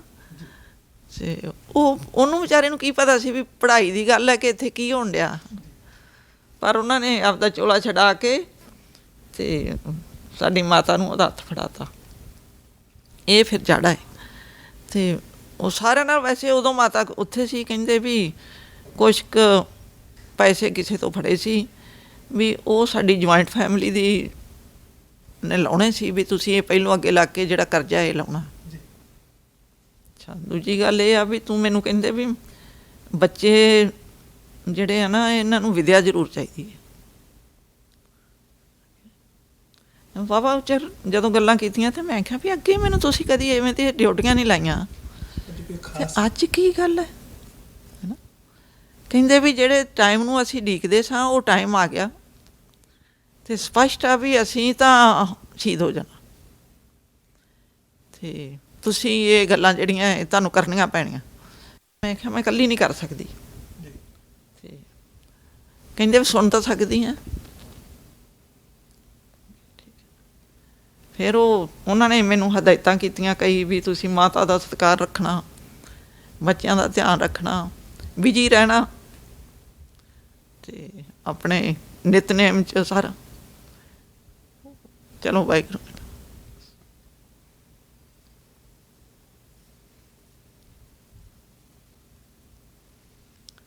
ਉਦੋਂ ਬਾਅਦ ਉਹ ਚਲੇ ਗਏ ਅਕਾਲ ਤਖਤ ਸਾਹਿਬ ਜੀ। ਉਦੋਂ ਬਾਅਦ ਸਾਨੂੰ 3 ਤਰੀਕ ਦੀ 10 ਵਜੇ ਅਸੀਂ ਮਹਾਰਾਜ ਦੀ ਸਮਾਪਤੀ 'ਤੇ ਗਏ, ਮੇਰਾ ਤੇ ਭਰਾ ਤੇ ਮੈਂ।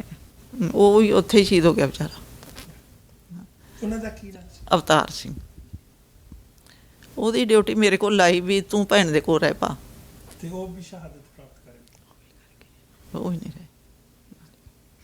ਤੋ ਉਹ ਜਦੋਂ ਅਸੀਂ ਮਹਾਰਾਜ ਦੀ ਸਵਾਰੀ ਲੈ ਕੇ ਚਲੇ ਗਏ ਤੇ ਅਸੀਂ ਉੱਥੇ ਮੁੜਨ ਲੱਗੇ, ਉਹਨਾਂ ਨੇ ਕਿਤੇ ਉੱਤੋਂ ਵੇਖ ਲਿਆ ਅਕਾਲ ਤਖਤ ਸਾਹਿਬ ਤੋਂ, ਤੇ ਉੱਤੋਂ ਉਤਰਿਆ, ਨਾਲ ਉਹਨਾਂ ਦੇ 2 ਸਿੰਘ ਸੀ ਤੇ ਕਹਿੰਦੇ ਵੀ ਤੁਸੀਂ ਕਮਰੇ 'ਚ ਜਾ ਕੇ ਤੇ ਪੈ ਜਾਓ।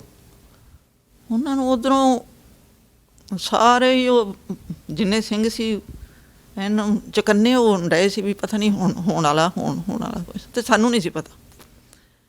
ਅਸੀਂ ਕਮਰੇ 'ਚ ਜਾ ਕੇ ਪੈ ਗਏ ਤੇ ਨੀਂਦਰ ਕਿੱਥੋਂ ਆਵੇ। ਤੇ ਕੁਛ ਮੈਨੂੰ ਹੰਗਲਾ ਜਿਹਾ ਆਇਆ ਤੇ ਮੇਰਾ ਭਰਾ ਨੇ ਆਰਾਮ ਨਾਲ ਬੂਹਾ ਖੋਲ੍ਹਿਆ, ਇੱਕ ਸਟੇਨ ਇੱਕ ਗੁੱਠ 'ਚ ਲੱਗੀ ਸੀ, ਉਹਨੇ ਫੜੀ ਤੇ ਉਹ ਬਾਹਰ ਨਿਕਲ ਗਿਆ। ਜਦੋਂ ਮੈਂ ਵੇਖਿਆ ਮੈਂ ਕਿਹਾ ਵੀ ਉਹ ਸੁੱਤਾ ਇੱਥੇ ਸੀ, ਕਿੱਥੇ ਗਿਆ? ਹੈ ਨਹੀਂ ਗਾ। ਮੈਂ ਕੁੰਡੀ ਲਾਈ ਅੰਦਰੋਂ ਵੀ ਉਹ ਗਲੀ ਜੀ 'ਤੇ ਕਮਰਾ ਹੈ ਕੋਈ, ਪਰ ਮੈਂ ਕਿਹਾ ਮੈਂ ਇਕੱਲੀ ਇੱਥੇ, ਤੇ ਉਹ ਕਿੱਧਰ ਚਲਾ ਗਿਆ? ਉਹ ਬਾਬਾ 2-2.5 ਘੰਟੇ ਬਾਅਦ ਆਇਆ ਮੇਰੇ ਕੋਲ ਆ ਕੇ ਤੇ ਕਹਿੰਦਾ ਭੈਣ ਵੀ ਮੈਂ ਨਹੀਂ ਇੱਥੇ ਰਹਿਣਾ, ਤੇ ਤੂੰ ਐਂ ਕਰ, ਤੂੰ ਇਕੱਲੀ ਹੈ ਤੇ ਮੈਂ ਤੈਨੂੰ ਉੱਥੇ ਬੀਬੀਆਂ ਦੇ ਕੋਲੇ ਛੱਡ ਆਉਣਾ, ਤੇ ਤੂੰ ਉੱਥੇ ਰਹਿ ਪਾ, ਤੇ ਮੈਂ ਤਾਂ ਭਾਈ ਸਾਹਿਬ ਦੇ ਕੋਲ ਜਾਣਾ ਅਕਾਲ ਤਖਤ। ਸੰਗਤ ਇਕੱਠੀ ਹੋਈ ਤੇ ਮੈਂ ਵੀ ਸੋਚਿਆ ਵੀ ਠੀਕ ਹੈ ਵੀ ਇਹਨੂੰ ਮੈਂ ਇੱਥੇ ਇਕੱਲੇ ਨੂੰ ਨਾ ਭਾਵਾਂ ਤੇ ਜਾ ਤੂੰ। ਉਹ ਚਲਾ ਗਿਆ। ਫਿਰ ਮੈਂ ਪਰਿਕਰਮਾ 'ਚ ਬੀਬੀਆਂ ਦੇ ਕੋਲ ਜਿਹੜੇ 2 ਦਿਨ ਕੱਟੇ, ਫਿਰ ਉਹ ਉੱਥੇ ਹੀ ਕੱਟੇ ਪਰਿਕਰਮਾ। ਜਦੋਂ ਉਸ ਪਰਿਕਰਮਾ 'ਚ 6 ਜੂਨ ਤੋਂ ਬਾਹਰ ਆਉਂਦੇ ਕਿ ਪਹਿਲੇ ਆ ਜਾਂਦੇ? 6 ਜੂਨ ਤੋਂ ਪਹਿਲੋਂ ਜੀ। ਇਹ ਅਸੀਂ 4 ਤਰੀਕ ਦਾ ਸਾਰਾ ਦਿਨ ਉੱਥੇ ਬਿਤਾਇਆ, 3 ਤਰੀਕ ਦਾ ਵੀ ਹਿਸਾਬ ਨਾਲ ਉੱਥੇ ਬਿਤਾਇਆ, ਤੇ 4 ਤਰੀਕ ਦਾ ਜਦੋਂ 5 ਦੀ ਤੜਕਸਾਰ ਅਸੀਂ ਉੱਥੋਂ ਬਾਹਰ ਆ ਗਏ। ਉਹ ਭਾਈ ਮੋਹਨ ਸਿੰਘ ਦੇ ਘਰ ਆ ਗਏ, ਤੇ 5 ਤੇ ਗਾਂ ਫਿਰ ਟੈਂਕ ਸ਼ੁਰੂ ਹੋ ਗਏ। ਫਿਰ ਤਾਂ ਉਹਨਾਂ ਨੇ ਕਿਤੇ ਚਿੜੀ ਨਹੀਂ ਫੜਕਣ ਦਿੱਤੀ, ਕੁਦਰਤ ਨੇ ਸਾਨੂੰ ਕੱਢਣਾ ਸੀ, ਉਹ ਨਿਕਲ ਆਏ। ਪਰ ਤੁਹਾਡੇ ਭਾਈ ਸਾਹਿਬ ਨੇ, ਉਹਨਾਂ ਦਾ ਨਿਸ਼ਚਾ ਭਰੋਸਾ ਇੰਨਾ ਸੀ, ਕਹਿੰਦੇ ਮੈਨੂੰ ਕੋਈ ਫਿਕਰ ਨਹੀਂ, ਜੇ ਸੰਤ ਕਰਤਾਰ ਸਿੰਘ ਨੂੰ ਭਾਉਂਦਾ ਹੈ ਆਪਦਾ ਪਰਿਵਾਰ ਵਧਾਉਣਾ ਤੇ ਤੁਸੀਂ ਬਾਹਰ ਚਲੇ ਜਾਓਗੇ, ਤੇ ਨਹੀਂ ਤੇ ਫਿਰ ਤੁਸੀਂ ਜਿਵੇਂ ਮਹਾਰਾਜ ਨੂੰ ਚੰਗਾ। ਤਰਲੋਚਨ ਸਿੰਘ ਜੀ ਦੀ ਉਮਰ ਕਿੰਨੀ ਸੀ? ਤਰਲੋਚਨ ਸਿੰਘ ਦਾ ਜਨਮ ਉਦੋਂ 2.5 ਮਹੀਨੇ ਬਾਅਦ 'ਚ ਹੋਇਆ। ਇਹਦਾ ਅਗਸਤ 'ਚ ਹੋਇਆ, ਜੂਨ ਦੀ 4 ਤਰੀਕ ਨੂੰ ਅਟੈਕ, ਤੇ ਇਹਦਾ ਫਿਰ ਜੁਲਾਈ, ਇਹਦਾ ਅਗਸਤ 'ਚ ਜਾ ਕੇ ਜਨਮ। ਜਿਵੇਂ ਤੁਸੀਂ ਦੱਸਦੇ ਵੀ ਉਹਨਾਂ ਨੇ ਡਿਊਟੀ ਲਗਾਈ ਸੀ ਵੀ ਬੱਚਿਆਂ ਨੂੰ ਪੜ੍ਹਾਉਣਾ ਹੈ, ਕਿਉਂਕਿ ਉਹ ਆਪ ਬਹੁਤ ਵੈਲ ਕੁਆਲੀਫਾਈਡ ਸਨ। Minority can not survive without quality. ਜਿਹੜੀ ਘੱਟ ਗਿਣਤੀ ਹੈ ਨਾ, ਉਹ ਕਦੇ ਵੀ ਵਿੱਦਿਆ ਤੋਂ ਬਗੈਰ, ਚੰਗੀ ਕੁਆਲਿਟੀ ਤੋਂ ਬਗੈਰ ਉਹ ਤਰੱਕੀ ਨਹੀਂ ਕਰ ਸਕਦੀ। ਤੁਸੀਂ ਸਾਰੀਆਂ ਗੱਲਾਂ ਆਪਣੇ ਬੱਚਿਆਂ ਨੂੰ, ਜਿਵੇਂ ਸਾਡੀ ਵੱਡੀ ਭੈਣ ਬਹੁਤ ਕੁਆਲੀਫਾਈਡ, ਬੱਚੇ ਵੈਲ ਕੁਆਲੀਫਾਈਡ ਨੇ, ਤੁਸੀਂ ਇਹਨਾਂ ਨੂੰ ਵੀ ਸਾਰੀਆਂ ਗੱਲਾਂ ਉਹ ਦੱਸੀਆਂ। ਅੱਜ ਆਪਾਂ ਇਹਨਾਂ ਕੋਲੋਂ ਵੀ ਪੁੱਛਦੇ ਹਾਂ ਵੀ ਤੁਹਾਨੂੰ, ਕਿਉਂਕਿ ਕਾਫੀ ਕੁਛ ਦੱਸਿਆ ਗਿਆ ਤੇ ਤੁਸੀਂ ਬਹੁਤ ਕੁਛ ਆਪ ਹੰਢੀ ਹੰਢਾਇਆ, ਕੋਈ ਅਜਿਹੀ ਵਾਰਤਾ ਜਿਹੜੀ ਦੱਸਣਾ ਚਾਹੋ? ਉਹ ਤਕਰੀਬਨ ਹੀ ਜਿਸ ਤਰ੍ਹਾਂ ਮਾਤਾ ਜੀ ਤੋਂ ਬਚਪਨ ਤੋਂ ਲੈ ਕੇ ਗੁੜਤੀ ਹੀ ਇਸ ਇਤਿਹਾਸ ਦੀ ਮਿਲੀ ਕਿ ਜਦੋਂ ਵੀ ਅਸੀਂ ਸ਼ਾਇਦ ਕਿਤੇ ਗੱਲਾਂ ਬਾਤਾਂ ਕਰਦੇ, ਕੰਮ ਤੋਂ ਬੈਠ ਕੇ ਵੀ, ਜੇ ਕਿਤੇ ਅੱਧੇ ਘੰਟੇ ਦੀ ਕਿਤੇ ਬ੍ਰੇਕ ਲੈ ਕੇ ਵੀ ਆਰਾਮ ਵੀ ਕਰਦੇ ਆ ਨਾ ਘਰੇ, ਉਦੋਂ ਵੀ ਉਹ ਸੰਘਰਸ਼ ਦੇ ਇਤਿਹਾਸ ਦੀਆਂ ਗੱਲਾਂ ਚੱਲਦੀਆਂ।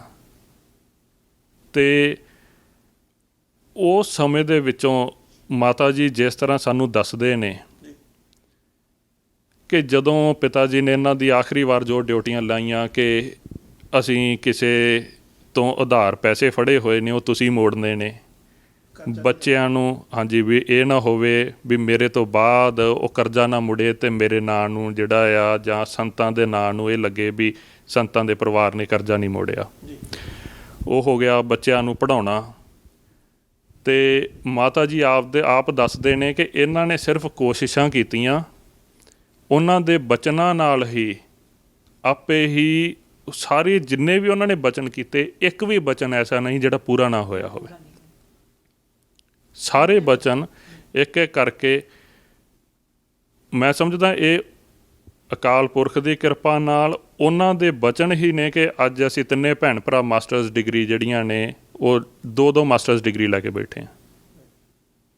ਅਤੇ ਉਹਨਾਂ ਦੀ ਐਸੀ ਸੋਚ, ਐਸੀ ਉਹਨਾਂ ਦੀ ਕਮਾਈ, ਮੈਂ ਤੁਹਾਡੇ ਨਾਲ ਜੇ ਆਪਾਂ ਸਿੱਧੀ ਗੱਲ ਕਰੀਏ ਤਾਂ ਪਤਾ ਨਹੀਂ ਕਿੰਨੇ ਕੁ ਤਰਲੋਚਨ ਸਿੰਘ ਜਿਹੜੇ ਨੇ ਉਹ ਅਮਰੀਕਾ ਦੇ ਵਿੱਚ ਹੋਣਗੇ, ਕਿੰਨੇ ਕੁ ਇੱਥੇ ਆਉਂਦੇ ਹੋਣਗੇ। ਹਰ ਰੋਜ਼ ਜਹਾਜ਼ ਭਰ ਕੇ ਇੰਡੀਆ ਤੋਂ ਕੈਨੇਡਾ 'ਚ ਜਾਂਦੇ ਨੇ, ਅਮਰੀਕਾ 'ਚ ਆਉਂਦੇ ਆ, ਉੱਥੇ ਜਾਂਦੇ ਨੇ। ਸਾਡਾ ਕਦੇ ਕੋਈ ਪਹਿਲਾਂ ਰਿਸ਼ਤੇਦਾਰ ਇੱਥੇ ਨਹੀਂ ਆਇਆ, ਭਾਈ ਸਾਹਿਬ ਆਪ ਇੱਥੇ ਨਹੀਂ ਆਏ, ਪਰ ਜਿਹੜੇ ਵੀ ਕੰਟਰੀ ਦੇ ਵਿੱਚ ਜਾਈਦਾ, ਜਦੋਂ ਏਅਰਪੋਰਟ 'ਤੇ ਉਤਰੀਦਾ, ਉਹਨਾਂ ਦਾ ਨਾਂ ਪਹਿਲਾਂ ਸਾਡੇ ਤੋਂ ਪਹੁੰਚਿਆ ਹੁੰਦਾ। ਇਹ ਉਹਨਾਂ ਦੀਆਂ ਕਮਾਈਆਂ, ਉਹਨਾਂ ਦੀਆਂ ਖੇਡਾਂ ਜਿਹੜੀਆਂ ਨੇ, ਉਹਨਾਂ ਦੀ ਭਗਤੀ ਦੀ ਬਦੌਲਤ ਅੱਜ ਸਾਰੀ ਦੁਨੀਆ ਉਹਨਾਂ ਨੂੰ ਸਿਜਦਾ ਕਰ ਰਹੀ ਹੈ। ਅਤੇ ਜਦੋਂ ਆਪਾਂ ਗੱਲ ਕਰਦੇ ਹਾਂ ਸੰਤ ਬਾਬਾ ਜਰਨੈਲ ਸਿੰਘ ਜੀ ਖਾਲਸਾ ਦੇ ਨਾਲ, ਉਹਨਾਂ ਦੀ ਇੱਕ ਕੁਦਰਤ ਨੇ ਐਸਾ ਸਮਾਂ ਬਣਾਇਆ ਕਿ ਇੱਕ ਪਾਸੇ ਦਮਦਮੀ ਟਕਸਾਲ, ਇੱਕ ਸਿੱਖਾਂ ਦੀ ਯੂਨੀਵਰਸਿਟੀ ਜਿਹੜੀ ਆਪਾਂ ਦੁਨਿਆਵੀ ਨਹੀਂ, ਜਿਹੜੀ ਅਧਿਆਤਮਕ ਤੌਰ 'ਤੇ ਡਿਗਰੀਆਂ ਵੰਡਦੀ ਆ, ਜਿੱਥੋਂ ਅਧਿਆਤਮਕ ਤੌਰ 'ਤੇ ਗਿਆਨ ਪ੍ਰਾਪਤ ਹੁੰਦਾ, ਇੱਕ ਉਹ, ਇੱਕ ਆਲ ਇੰਡੀਆ ਸਿੱਖ ਸਟੂਡੈਂਟ ਫੈਡਰੇਸ਼ਨ ਜਿਹੜੀ ਦੁਨਿਆਵੀ ਕਾਲਜਾਂ ਦੇ ਵਿੱਚੋਂ ਸਿੱਖ ਤਿਆਰ ਕਰਦੀ ਹੈ। ਇਹਨਾਂ ਦੋਵਾਂ ਨੂੰ ਐਸਾ ਰਲਾਇਆ ਕਿ ਉਹਨਾਂ ਨੇ ਉਹ ਮੰਜ਼ਿਲਾਂ, ਉਹ ਮਾਈਲਸਟੋਨ ਜਿਹੜੀ ਕੌਮ ਦੇ ਵਿੱਚ, ਕੌਮ ਦੇ ਰਾਹ ਦੇ ਵਿੱਚ ਖੜ੍ਹੇ ਕਰ ਦਿੱਤੇ ਕਿ ਸਦੀਆਂ ਤੱਕ ਵੀ ਉਹ ਜਿਹੜੇ ਮਾਈਲਸਟੋਨ ਜਿਹੜੇ ਆ ਉਹ ਚਮਕ ਕੇ ਆਪਣੀ ਰੌਸ਼ਨੀ ਵੰਡਦੇ ਰਹਿਣਗੇ। ਕਿ ਇੱਕ ਅਜਿਹਾ ਸਮਾਂ ਸੀ ਜਿਸ ਸਮੇਂ ਨੇ ਐਸੀ ਸ਼ਕਤੀ ਸਿੱਖਾਂ ਦੇ ਵਿੱਚ ਭਰੀ ਕਿ 10ਵੇਂ ਪਾਤਸ਼ਾਹ ਦਾ ਥਾਪੜਾ ਲੈ ਕੇ ਉਹਨਾਂ ਨੇ ਚਮਕੌਰ ਦੀ ਗੜੀ ਦੁਬਾਰਾ ਇੱਕ ਸਾਕਸ਼ਾਤ ਸਾਡੇ ਸਾਹਮਣੇ ਕਰਕੇ ਵਿਖਾ ਦਿੱਤਾ ਕਿ ਉਹੀ ਸਿੱਖ, ਉਹੀ 10ਵੇਂ ਪਾਤਸ਼ਾਹ ਦਾ ਥਾਪੜਾ ਲੈ ਕੇ 5-5 ਦੇ ਜਥੇ ਬਣਾ ਕੇ ਨਿਕਲਣ ਵਾਲੇ ਅੱਜ ਵੀ ਸਾਡੇ ਖੂਨ ਵਿੱਚ ਉਸੇ ਹੀ 10ਵੇਂ ਪਾਤਸ਼ਾਹ ਦਾ ਖੂਨ ਝਲਕਦਾ, ਦੁਹਰਾਇਆ ਗਿਆ ਪ੍ਰੈਕਟੀਕਲ ਤੌਰ 'ਤੇ। ਉਹ ਕਰਕੇ ਦਿਖਾਇਆ। ਜਿਹੜੇ ਉਹ ਲੋਕ, ਜਿਹੜੀਆਂ ਉਹ ਏਜੰਸੀਆਂ ਜਿਹੜੀਆਂ ਸਾਨੂੰ ਕਹਿੰਦੀਆਂ ਨੇ ਭੁੱਲ ਜਾਓ, ਜਾਂ ਉਸ ਚੀਜ਼ਾਂ ਜਿਹੜੀਆਂ ਇਹ ਨਹੀਂ ਹੋ ਸਕਦੀਆਂ, ਇਹ ਕਾਲਪਨਿਕ ਨੇ, ਇੱਦਾਂ ਕਿਵੇਂ ਹੋ ਸਕਦਾ, ਉਹਨਾਂ ਨੂੰ ਸਾਹਮਣੇ ਸਾਬਤ ਕਰਕੇ ਦਿਖਾਇਆ ਕਿ ਇਸ ਤਰ੍ਹਾਂ ਧਰਮਾਂ ਦੀ ਲੜਾਈ ਲੜੀ ਜਾਂਦੀ ਹੈ। ਅੱਜ ਕੱਲ੍ਹ ਇੱਕ ਵੀਡੀਓ ਵੀ ਬੜੀ ਵਾਇਰਲ ਹੋ ਰਹੀ ਹੈ, ਤੁਸੀਂ ਸ਼ਾਇਦ ਦੇਖੀ ਹੋਵੇਗੀ, ਕਿ ਜਿਹੜੇ ਭਾਰਤ ਸਰਕਾਰ ਦੇ ਜਿਹੜੇ ਫੌਜ ਦੇ ਮੁਖੀ ਸਨ ਜਾਂ ਫੌਜੀ ਜਿਹੜੇ ਕਮਾਂਡੋ ਸਨ, ਉਹਨਾਂ ਨੂੰ ਸਪੈਸ਼ਲ ਇਜ਼ਰਾਈਲ ਵੱਲੋਂ ਟ੍ਰੇਨਿੰਗ ਦਿੱਤੀ ਗਈ ਸੀ, ਕਿਉਂਕਿ ਉਹਨਾਂ ਦੇ ਜ਼ਿਹਨ ਵਿੱਚ ਇਹ ਸਾਰੀਆਂ ਗੱਲਾਂ ਪਹਿਲੇ ਸੀ ਵੀ ਸਿੱਖਾਂ ਨੂੰ ਸਬਕ ਸਿਖਾਉਣਾ ਹੈ। ਇਹ ਸਾਰੀਆਂ ਗੱਲਾਂ ਅੱਜ ਕੱਲ੍ਹ ਤੁਸੀਂ ਸ਼ਾਇਦ ਸੁਣੀਆਂ ਪੜ੍ਹੀਆਂ ਹੋਣਗੀਆਂ ਜੀ। ਇਹ ਜਿੱਦਾਂ ਇਹਨਾਂ ਨੇ ਹੈਲਪ ਕੀਤੀ, ਇੰਗਲੈਂਡ ਨੇ ਹੈਲਪ ਕੀਤੀ, ਕਈ ਕੰਟਰੀਆਂ ਨੇ ਜਿਨ੍ਹਾਂ ਨੇ ਇਸ ਚੀਜ਼ ਨਾਲ ਰਲ ਕੇ ਇਹ ਪ੍ਰੋਪੋਗੰਡਾ ਜਿਹੜਾ ਬਣਾਇਆ ਕਿ ਇਹਨਾਂ ਨੂੰ 'ਤੇ ਅਟੈਕ ਕੀਤਾ ਜਾਵੇ। ਪਰ ਮੈਂ ਹਾਸਾ ਆਉਂਦਾ ਇਹਨਾਂ ਦੀ ਸੋਚ 'ਤੇ ਕਿ ਇਹ ਕੰਟਰੀਆਂ ਕੀ ਨੇ ਸਾਡੇ 10ਵੇਂ ਪਾਤਸ਼ਾਹ ਦੇ ਅੱਗੇ। 10ਵੇਂ ਪਾਤਸ਼ਾਹ ਇੱਕ ਅੱਖ ਦੀ ਝਲਕ ਨਾਲ ਇਹ ਕੰਟਰੀਆਂ ਬਣਾ ਦੇਣ ਅਤੇ ਡੋਬ ਦੇਣ, ਅਤੇ ਜਿਨ੍ਹਾਂ ਨੂੰ ਉਸ ਪਿਤਾ ਦਾ ਥਾਪੜਾ ਹੋਵੇ ਕੀ ਕਰ ਲੈਣੀਆਂ, ਭਾਵੇਂ ਬਾਕੀ ਵੀ ਕੰਟਰੀਆਂ ਰਲ ਕੇ ਆ ਜਾਂਦੀਆਂ, ਉਹਨਾਂ ਦਾ ਵੀ ਇਹੋ ਹੀ ਹਾਲ ਹੋਣਾ ਸੀ। ਇਹਨਾਂ ਦੇ ਤਾਂ ਟਰੱਕ ਭਰ ਕੇ ਉੱਥੋਂ ਫੌਜੀਆਂ ਦੇ ਚੁੱਕੇ ਨਹੀਂ ਗਏ, ਜਿੰਨਾ ਇਹਨਾਂ ਦਾ ਨੁਕਸਾਨ ਹੋਇਆ। ਬਾਅਦ 'ਚੋਂ ਰੋਂਦੇ ਕਹਿੰਦੇ ਸੀ ਕਿ ਸਾਡਾ ਪਾਕਿਸਤਾਨ ਦੀਆਂ ਜੰਗਾਂ 'ਚ ਉਹਨਾਂ ਨੁਕਸਾਨ ਨਹੀਂ ਹੋਇਆ ਜਿੰਨਾ ਅਸੀਂ ਦਰਬਾਰ ਸਾਹਿਬ ਦੇ ਵਿੱਚ ਕਰਵਾ ਲਿਆ। ਆਪਦੀਆਂ ਗਲਤੀਆਂ ਨੂੰ ਮੰਨਦੇ ਨੇ, ਪਰ ਅੰਦਰ ਖਾਤੇ ਸਾਹਮਣੇ ਰੋਣ ਤੋਂ ਵੀ ਡਰਦੇ ਨੇ। ਅਤੇ ਸਿੱਖਾਂ ਦੀ ਇਹ ਹਮੇਸ਼ਾ ਖਾਸੀਅਤ ਰਹੀ ਹੈ, ਅਤੇ ਇਹ ਸਿੱਖ ਕੌਮ ਦਾ ਇਤਿਹਾਸ ਹੈ ਕਿ ਸਿੱਖਾਂ ਨੇ ਕਦੇ ਵੀ ਕਿਸੇ 'ਤੇ ਚੜ੍ਹਾਈ ਨਹੀਂ ਕੀਤੀ। ਜੋ ਇਹ ਗੱਲਾਂ ਕਰਦੇ ਨੇ, ਜੋ ਇਹ ਸਿੱਖਾਂ ਦੇ ਵਿੱਚ ਜਾਂ ਦੁਨੀਆ ਦੇ ਵਿੱਚ ਬਾਕੀ ਕੰਟਰੀਆਂ 'ਚ ਭਰਮ ਪੈਦਾ ਕਰਨ ਦੀ ਕੋਸ਼ਿਸ਼ ਕੀਤੀ ਜਾ ਰਹੀ ਹੈ। ਜਿੰਨੀਆਂ ਵੀ ਜੰਗਾਂ ਗੁਰੂ ਸਾਹਿਬਾਨਾਂ ਨੇ ਲੜੀਆਂ, ਉਸ ਤੋਂ ਬਾਅਦ ਸਿੱਖ ਯੋਧਿਆਂ ਨੇ ਲੜੀਆਂ, ਕਿਸੇ ਨੇ ਵੀ ਕਿਸੇ ਤੇ ਜਾ ਕੇ ਚੜ੍ਹਾਈ ਨਹੀਂ ਕੀਤੀ। ਤੇ ਇਹ ਵੀ ਜਦੋਂ ਸਾਡੇ ਤੇ ਆ ਕੇ ਚੜ੍ਹਾਈ ਕੀਤੀ ਤਾਂ ਸਿੱਖਾਂ ਨੇ ਅੱਗੋਂ ਜਵਾਬ ਦਿੱਤਾ। ਇਹ ਰਵਾਇਤ ਆ ਸੈਲਫ ਡਿਫੈਂਸ ਨੂੰ ਤਾਂ ਤੁਸੀਂ ਭਾਵੇਂ ਅਮਰੀਕਾ ਦੇ ਵਿੱਚ ਕਹਿ ਲਓ, ਇੱਥੇ ਜੇ ਤੁਸੀਂ ਸੈਲਫ ਡਿਫੈਂਸ ਦੇ ਵਿੱਚ ਕਿਸੇ ਦਾ ਮਰਡਰ ਵੀ ਹੋ ਜਾਂਦਾ ਤੁਹਾਡੇ ਤੋਂ, ਤੇ ਤੁਹਾਨੂੰ ਕੋਈ ਉਹਦੇ ਚਾਰਜਸ ਨਹੀਂ ਲੱਗਦੇ ਤੁਹਾਡੇ ਤੇ। ਤੇ ਸੈਲਫ ਡਿਫੈਂਸ ਦੇ ਵਿੱਚ ਨਾਲੇ ਅਸੀਂ ਆਪਦੀ ਸੈਲਫ ਡਿਫੈਂਸ ਤੋਂ ਪਹਿਲਾਂ ਸਾਡੀ ਗੁਰੂ ਦੀ ਡਿਫੈਂਸ ਆ।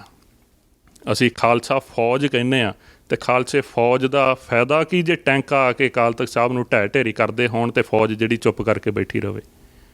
ਅਸੀਂ ਤਾਂ ਉਹ 10ਵੇਂ ਪਾਤਸ਼ਾਹ ਦੇ ਉਹਨਾਂ ਸੂਰਬੀਰਾਂ ਨੂੰ ਹੀ ਪ੍ਰਣਾਮ ਕਰਦੇ ਹਾਂ ਜਿਨ੍ਹਾਂ ਨੇ ਆਪਣੀਆਂ ਡਿਊਟੀਆਂ ਨੂੰ ਪਛਾਣਿਆ ਤੇ ਜਿਨ੍ਹਾਂ ਨੇ ਆਪ ਜਾਗੇ ਤੇ ਕੌਮ ਨੂੰ ਜਗਾਇਆ। ਤੇ ਉਹ ਮਾਈਲਸਟੋਨ ਜਿਹੜੇ ਸਾਡੇ ਸਾਹਮਣੇ ਕੀਤੇ ਕਿ ਅਸੀਂ ਸਿੱਖ ਸਕੀਏ, ਇੱਕ ਉਦਾਹਰਨ ਲੈ ਸਕੀਏ ਕਿ ਅਸਲੀ ਸਿੱਖ, ਅਸਲੀ ਲੀਡਰ, ਅਸਲੀ ਗੁਰਸਿੱਖ ਕਿੱਦਾਂ ਦੇ ਹੋਣੇ ਚਾਹੀਦੇ ਨੇ, ਇਹ ਸਾਨੂੰ ਅੱਜ ਉਹਨਾਂ 'ਚੋਂ ਦਿਸਦੇ ਨੇ। 37 ਸਾਲ ਹੋ ਗਏ ਇਹ ਭਾਣੇ ਵਾਪਰੇ ਨੂੰ ਸਾਡੇ, ਤੇ ਅਸੀਂ ਹਰ ਸਾਲ ਚੇਤੇ ਕਰਦੇ ਹਾਂ। ਅੱਜ ਦੇ ਦਿਨ ਦੇ ਉੱਤੇ ਜਦੋਂ ਹੁਣ ਅਸੀਂ ਜੂਨ ਮਹੀਨੇ ਦੇ ਫਿਰ ਵਿੱਚ ਸ਼ਾਮਲ ਹੋਏ ਹਾਂ, 37 ਸਾਲ ਸਾਨੂੰ ਹੋ ਚੁੱਕੇ ਨੇ, ਕੋਈ ਕੌਮ ਨੂੰ ਤੁਸੀਂ ਕੋਈ ਸੁਨੇਹਾ ਜਿਹੜਾ ਦੇਣਾ ਚਾਹੋ? ਅਸੀਂ ਕੌਮ ਨੂੰ, ਮੈਂ ਤੁਹਾਡੀ ਗੱਲ ਦੇ ਵਿੱਚੋਂ ਇੱਕ ਗੱਲ ਕਰਦੀ ਹਾਂ ਵੀ ਇਹ ਸਾਡੀ ਸਰਕਾਰ ਨੇ ਆਪਦੇ ਮੱਥੇ ਤੇ ਕਲੰਕ ਲਾਇਆ, ਜਿਹੜਾ ਨਾਂ ਧੁੱਪਣ ਵਾਲਾ।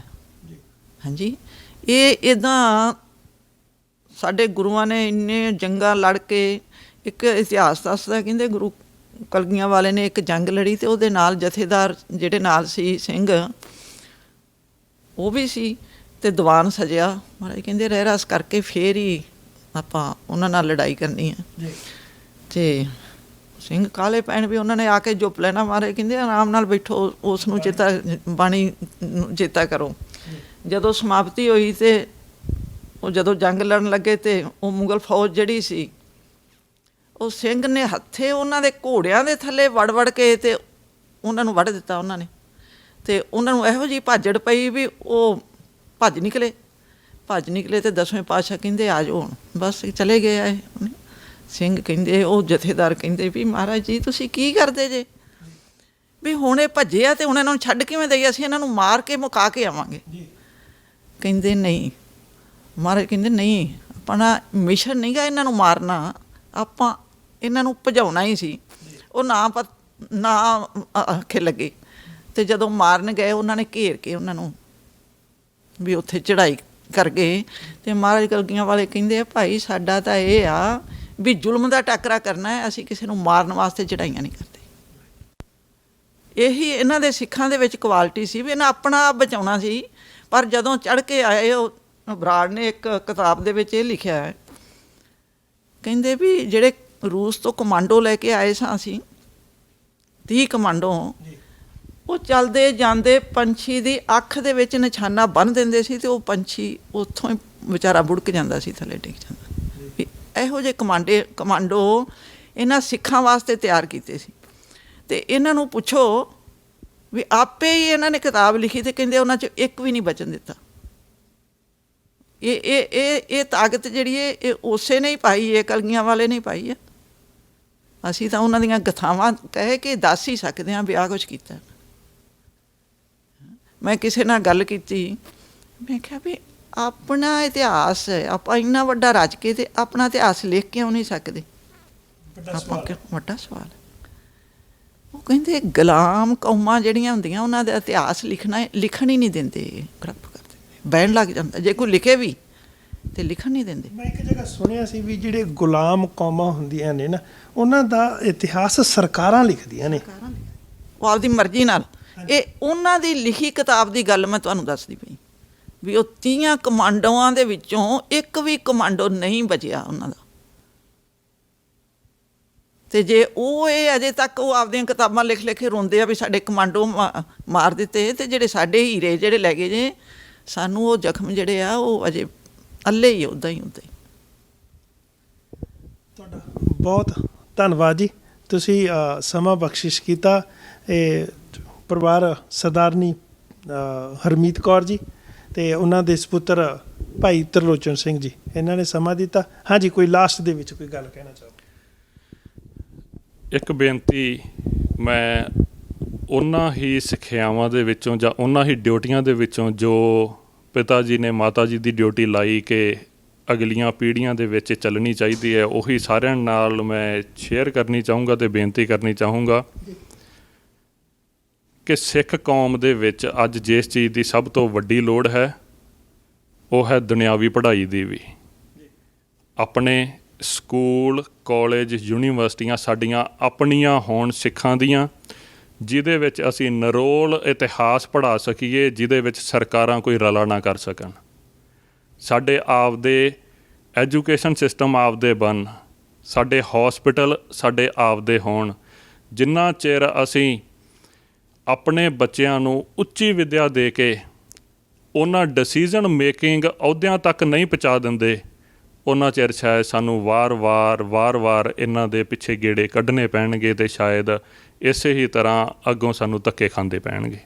ਤੇ ਜਦੋਂ ਅਸੀਂ ਆਪ ਕਾਬਲ ਹੋ ਗਏ ਦੁਨਿਆਵੀ ਵਿੱਦਿਆ ਦੇ ਨਾਲ ਅਧਿਆਤਮਕ ਵਿੱਦਿਆ ਦੇ, ਤੇ ਸ਼ਾਇਦ ਸਾਨੂੰ ਉਹ ਭਗਤੀ ਮਿਲ ਜਾਵੇ, ਉਹ ਸ਼ਖਸੀਅਤ ਮਿਲ ਜਾਵੇ ਕਿ ਅਸੀਂ ਹਰ ਇੱਕ ਸਿੱਖ ਦੇ ਵਿੱਚੋਂ ਸਾਨੂੰ ਸੰਤ ਬਾਬਾ ਜਰਨੈਲ ਸਿੰਘ ਜੀ ਦੇ, ਭਾਈ ਅਮਰੀਕ ਸਿੰਘ ਜੀ ਦੇ, ਜਰਨਲ ਛਬੇਗ ਸਿੰਘ ਜੀ ਦੇ, ਬਾਬਾ ਥਾਰਾ ਸਿੰਘ ਜੀ ਦੇ ਅਤੇ ਹੋਰ ਬੇਅੰਤ ਸੂਰਮਿਆਂ ਦੇ, ਉਹਨਾਂ ਦੇ ਦਰਸ਼ਨ ਸਾਨੂੰ ਹਰੇਕ ਸਿੱਖ ਵਿੱਚੋਂ ਹੋਣਗੇ ਜਦੋਂ ਸਾਨੂੰ ਓਨੀ ਭਗਤੀ ਤੇ ਓਨੀ ਸ਼ਕਤੀ ਕੌਮ ਦੇ ਵਿੱਚੋਂ, ਨੌਜਵਾਨਾਂ ਦੇ ਵਿੱਚੋਂ ਦਰਸ਼ਨ ਕਰਨ ਨੂੰ ਮਿਲੇਗੀ।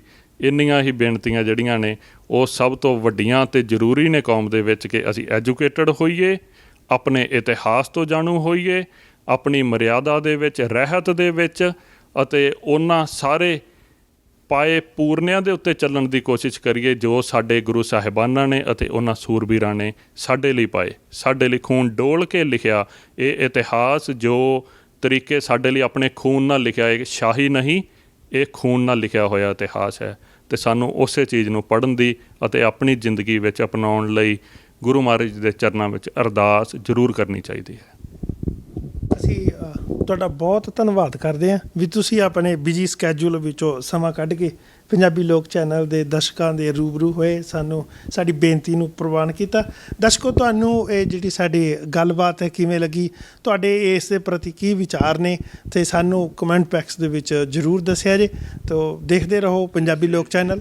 ਇਸ ਚੀਜ਼ ਲਈ ਪੰਜਾਬੀ ਲੋਕ ਚੈਨਲ ਦਾ ਵੀ ਬਹੁਤ ਧੰਨਵਾਦ, ਕਿਉਂਕਿ ਅੱਜ ਬਹੁਤੇ ਚੈਨਲ ਜੋ ਸਰਕਾਰਾਂ ਦੀਆਂ ਝੋਲੀਆਂ ਦੇ ਵਿੱਚ ਵਿਕੇ ਹੋਏ ਨੇ, ਉਹ ਜੋ ਅਸਲੀਅਤ ਉਸ ਸਮੇਂ ਵਾਪਰਿਆ, ਜੋ ਅਸਲੀਅਤ ਇਤਿਹਾਸ ਹੈ, ਜਿਸ ਤੋਂ ਸਿੱਖ ਕੌਮ ਕੁਝ ਸਿੱਖ ਸਕਦੀ ਹੈ, ਜਿਸ ਤੋਂ ਉਹਨੂੰ ਪਤਾ ਲੱਗਣਾ ਹੈ, ਇੱਕ ਦਰਦ ਨੂੰ ਬਾਹਰ ਲਿਆਉਣ ਲਈ ਜੋ ਇਸ ਪੰਜਾਬੀ ਲੋਕ ਚੈਨਲ ਨੇ ਤੁਸੀਂ ਕੋਸ਼ਿਸ਼ ਕੀਤੀ ਹੈ, ਉਸ ਲਈ ਅਸੀਂ ਤੁਹਾਡੇ ਚੈਨਲ ਦਾ ਵੀ ਧੰਨਵਾਦ ਕਰਦੇ ਹਾਂ ਅਤੇ ਮਹਾਰਾਜ ਅੱਗੇ ਅਰਦਾਸ ਕਰਦੇ ਹਾਂ ਕਿ ਇਸੇ ਹੀ ਤਰ੍ਹਾਂ ਤੁਸੀਂ ਇਹ ਚੈਨਲ ਕੌਮ ਦੀ ਚੜ੍ਹਦੀ ਕਲਾ ਵਿੱਚ ਆਪ ਦਾ ਯੋਗਦਾਨ ਇਸੇ ਹੀ ਤਰ੍ਹਾਂ ਪਾਉਂਦਾ ਰਹੇ ਅਤੇ ਕੌਮ ਇਸੇ ਤਰ੍ਹਾਂ ਗਾਂਹ ਜਿਹੜੀ ਆ ਹੋਰ ਆਪਣੇ ਇਤਿਹਾਸ ਤੋਂ ਜਾਣੂ ਜਿਹੜੀ ਹੁੰਦੀ ਰਹੇ। ਚੈਨਲ ਚਲਾਉਣ ਵਾਲੇ ਵੀ ਸਾਡੇ ਸਿੱਖ ਵੀਰ ਭਰਾ ਚੜ੍ਹਦੀ ਕਲਾ 'ਚ ਰਹਿਣ। ਤੁਹਾਡਾ ਧੰਨਵਾਦ ਜੀ, ਤੁਹਾਡਾ ਵਾਹਿਗੁਰੂ ਜੀ ਕਾ ਖਾਲਸਾ। ਅਸੀਂ ਵੀ ਵਾਹਿਗੁਰੂ ਜੀ, ਅਸੀਂ ਆਪ ਜੀ ਦੇ ਨਾਲ ਇਹ ਵਾਅਦਾ ਕਰਦੇ ਹਾਂ ਵੀ ਸਾਡਾ ਲੋਗੋ ਹੈ ਗੱਲ ਪੰਜਾਬ ਤੇ ਪੰਜਾਬੀਅਤ ਦੀ, ਅਤੇ ਅਸੀਂ ਇਹ ਹਮੇਸ਼ਾ